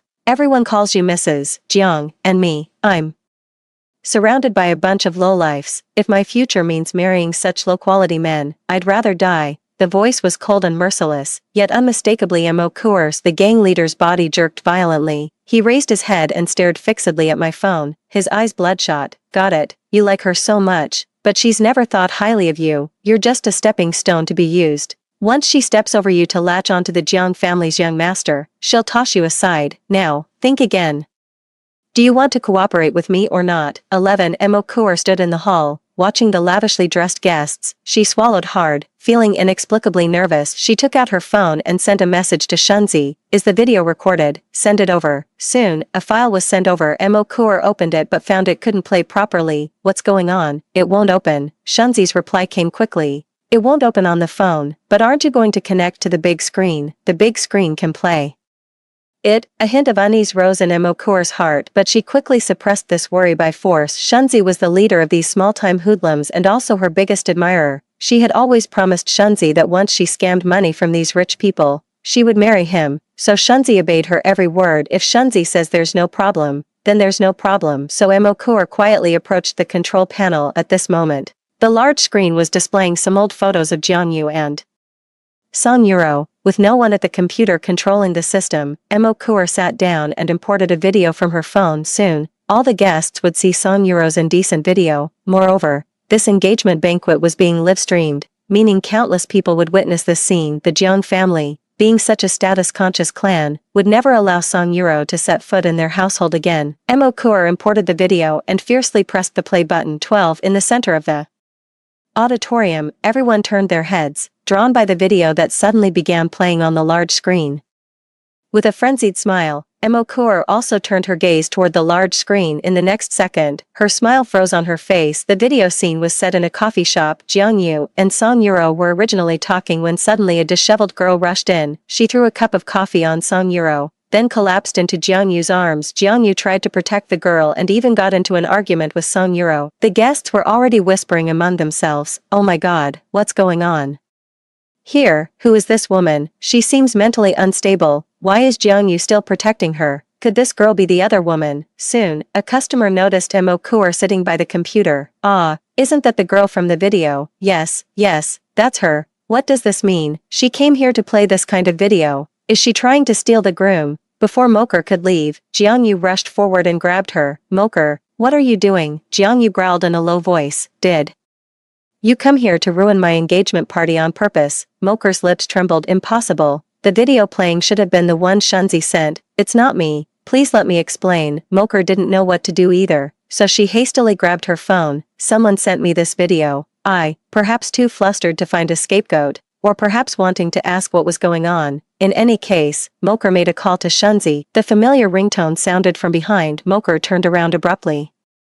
Dressed in evening attire, I stood not far behind her, raising the object in my hand with a flourish. It was Shunzi's phone. The next second, I stepped onto the stage, took the microphone, and said, "Hello everyone, thank you all for attending my wedding. I believe you've just seen the video played by my cousin Mo Kuer. Clearly, this three-way relationship is a bit too crowded, making me seriously reconsider whether this engagement should proceed." Jiang Yu shouted. "Song Yuro, what are you doing? How many times have I told you? I only pity Mo Kuer." I smiled slightly. "Oh, then next, I also have a video I'd like to play." I connected my phone to the large screen. Then, heavy breathing sounds echoed through the auditorium. In the scene, Mo Kuer sits on the hospital bed, raising her teary eyes to Jiang Yu. "Please, can you give me some redemption?" Jiang Yu remained silent, closing his eyes as Mo Kuer leaned in and kissed his lips, as if some boundary had suddenly been broken. Jiang Yu abruptly pulled Mo Kuer into a deeper kiss. The video clearly captures the sound of their rapid, heavy breathing. As the playback ended, the auditorium fell as silent as a graveyard. Jiang Yu turned deathly pale. Mo Kuer has mental illness. I was just assisting with the treatment." Before he could finish, Mo Kuer jumped up. "No, I don't." Mo Kuer's strategy was clear. She merely feigned illness at my home, relying on others' sympathy to survive. But today, in front of so many people, especially with the live broadcast, she absolutely couldn't admit to having a mental illness. Otherwise, not only would the Jiang family never allow Jiang Yu to marry a mentally ill wife, but her future education and job prospects would also be affected. Mo Kuer frantically pulled out her medical report from her bag. "Jiang Yu, look, everything about me is normal." "That's great." Someone interrupted her. Mo Kuer looked up in shock and stared at me holding the microphone. I smiled calmly and repeated, "That's great. I'm so glad you're completely normal. Otherwise I'd really be afraid you might escape criminal responsibility under the guise of mental illness." The next second, as if to confirm my words, the police burst through the door. Two female officers stepped forward, flanking Mo Kuer on either side, and escorted her away. In the corner, my already shocked parents were utterly dumbfounded upon witnessing this scene. "Yuro, what's going on here?" I looked to the side and saw Tang Xian, who had entered with the police, walking over to me. "Uncle and Aunt, Yuro came to me several months ago, suspecting that Mo Kuer's father's death wasn't as simple as it seemed. My dad looked into it and indeed found many suspicious points. For example, Mo Kuer's father was clearly an experienced driver, yet that day he wasn't wearing a seatbelt, causing him to shatter the windshield upon hitting the bridge pier and be thrown from the car into the river. Moreover, Mo Kuer didn't report her father missing for 48 hours, making the autopsy significantly more difficult by the time his body was found. However, through subsequent investigations, we still uncovered many clues. We discovered that the thermos in Moker's father's car contained traces of hallucinogenic drugs, and Moker had online purchase records for this type of drug several months before her father's accident. Mom's legs gave way, but luckily Dad caught her, the one we adopted, and brought home. "Yes, he's a demon," I whispered. "Uncle repeatedly refused our family's financial support, living a frugal life with Moker. He thought he was teaching her self-respect and independence, unaware that Moker had long considered him an obstacle." Jiang Yu, standing nearby, turned pale. He stepped forward, trembling, and said, "Yuro, I was blind before, too kind-hearted." Without looking at him, I coldly replied, "Jiang Yu, you were never blind, you're not kind-hearted. You're lustful, greedy, foolish, and have no principles." I took my parents and Tang Xian by the hand and walked away without turning back. "Don't come looking for me again, you're simply not worthy of me." 13 Epilogue later, The court's verdict on Moker's patricide case caused a huge uproar. The Jiang family's reputation was completely ruined during that livestream. Jiang Yu, once the illustrious heir of the Jiang group, became a universally despised scumbag and laughingstock. The Jiang family's business plummeted, and Jiang Yu gradually developed mental issues. In the end, his parents took him and left the city. My academic journey progressed smoothly afterward, but the only odd thing was that I never saw Su Xiaoran and Ji Zhao again. I messaged the WeChat account named Time Traveler, but Su Xiaoran rarely replied, only occasionally sending me a voice message. We have new work. Deep down, I had a vague idea of what their work entailed. After all, Su Xiaoran once created a small group chat with me and Ji Zhao, and I noticed Ji Zhao's WeChat ID was Soul Chaser. Our trio's group chat was named Work Group 018. Perhaps I was their client number 018. What I don't understand is that they provided me with so much assistance without charging me a single penny. What exactly is the compensation for their work? In the spring of the following year, many of my questions were finally answered. Su Xiaoran sent me a text message. The content was just 4 words: want to eat grilled meat. 14 large slices of fatty beef sprinkled with scallion sizzle on the copper grill, releasing an aromatic oil fragrance. Surrounding them are garlic-buttered mushrooms arranged like small bowls around the grill's edge, already exuding juices that bubble with a boiling sound. Su Xiaoran picked up a piece of kimchi and chewed, finally finished the busy work. Even Spring Festival wasn't peaceful. Across the table, Ji Zhao was using scissors to cut open a molten lava steak with cheese filling. You've worked hard, dear, eat more meat. Su Xiaoran rolled her eyes. Who's your dear? Get lost. She picked up a piece of grilled fatty beef and put it on my plate. What do you know about the two of us? I kept my head down, focusing on eating and playing dumb. What? About you two? I know you're from Peking University, but I don't think Ji Senior ever mentioned which school he's from. Su Xiaoran waved her hand. No need to pretend, Junior. I know you're smart. Just say what you know, since it's come to this. I can't keep playing dumb. Senior Ji is a soul chaser. His ability should be sealing spirits. You're a time reverser. Your ability is time regression. I must have been revived thanks to you two saving me. Su Xiaoran chewed on the fatty beef without speaking. Silence essentially meant confirmation. I should have been dead already. That river blooming with red lotuses was the river Styx, with one of you at the bridgehead and the other on the boat. At the bridgehead stands Senior Ji, responsible for guiding the souls back across the bridge. On the boat is Senior Su. You ferry those souls aboard and sail against the current. Su Xiaoran listened silently until I finished, then took a sip of cola. Everything you said is correct, but there's one problem. For souls we've saved, we quietly provide assistance so they can survive after rebirth. But theoretically, these souls shouldn't recognize us. After returning to the living world, their memories of the river Styx are automatically erased. The two of them stared at me with piercing eyes.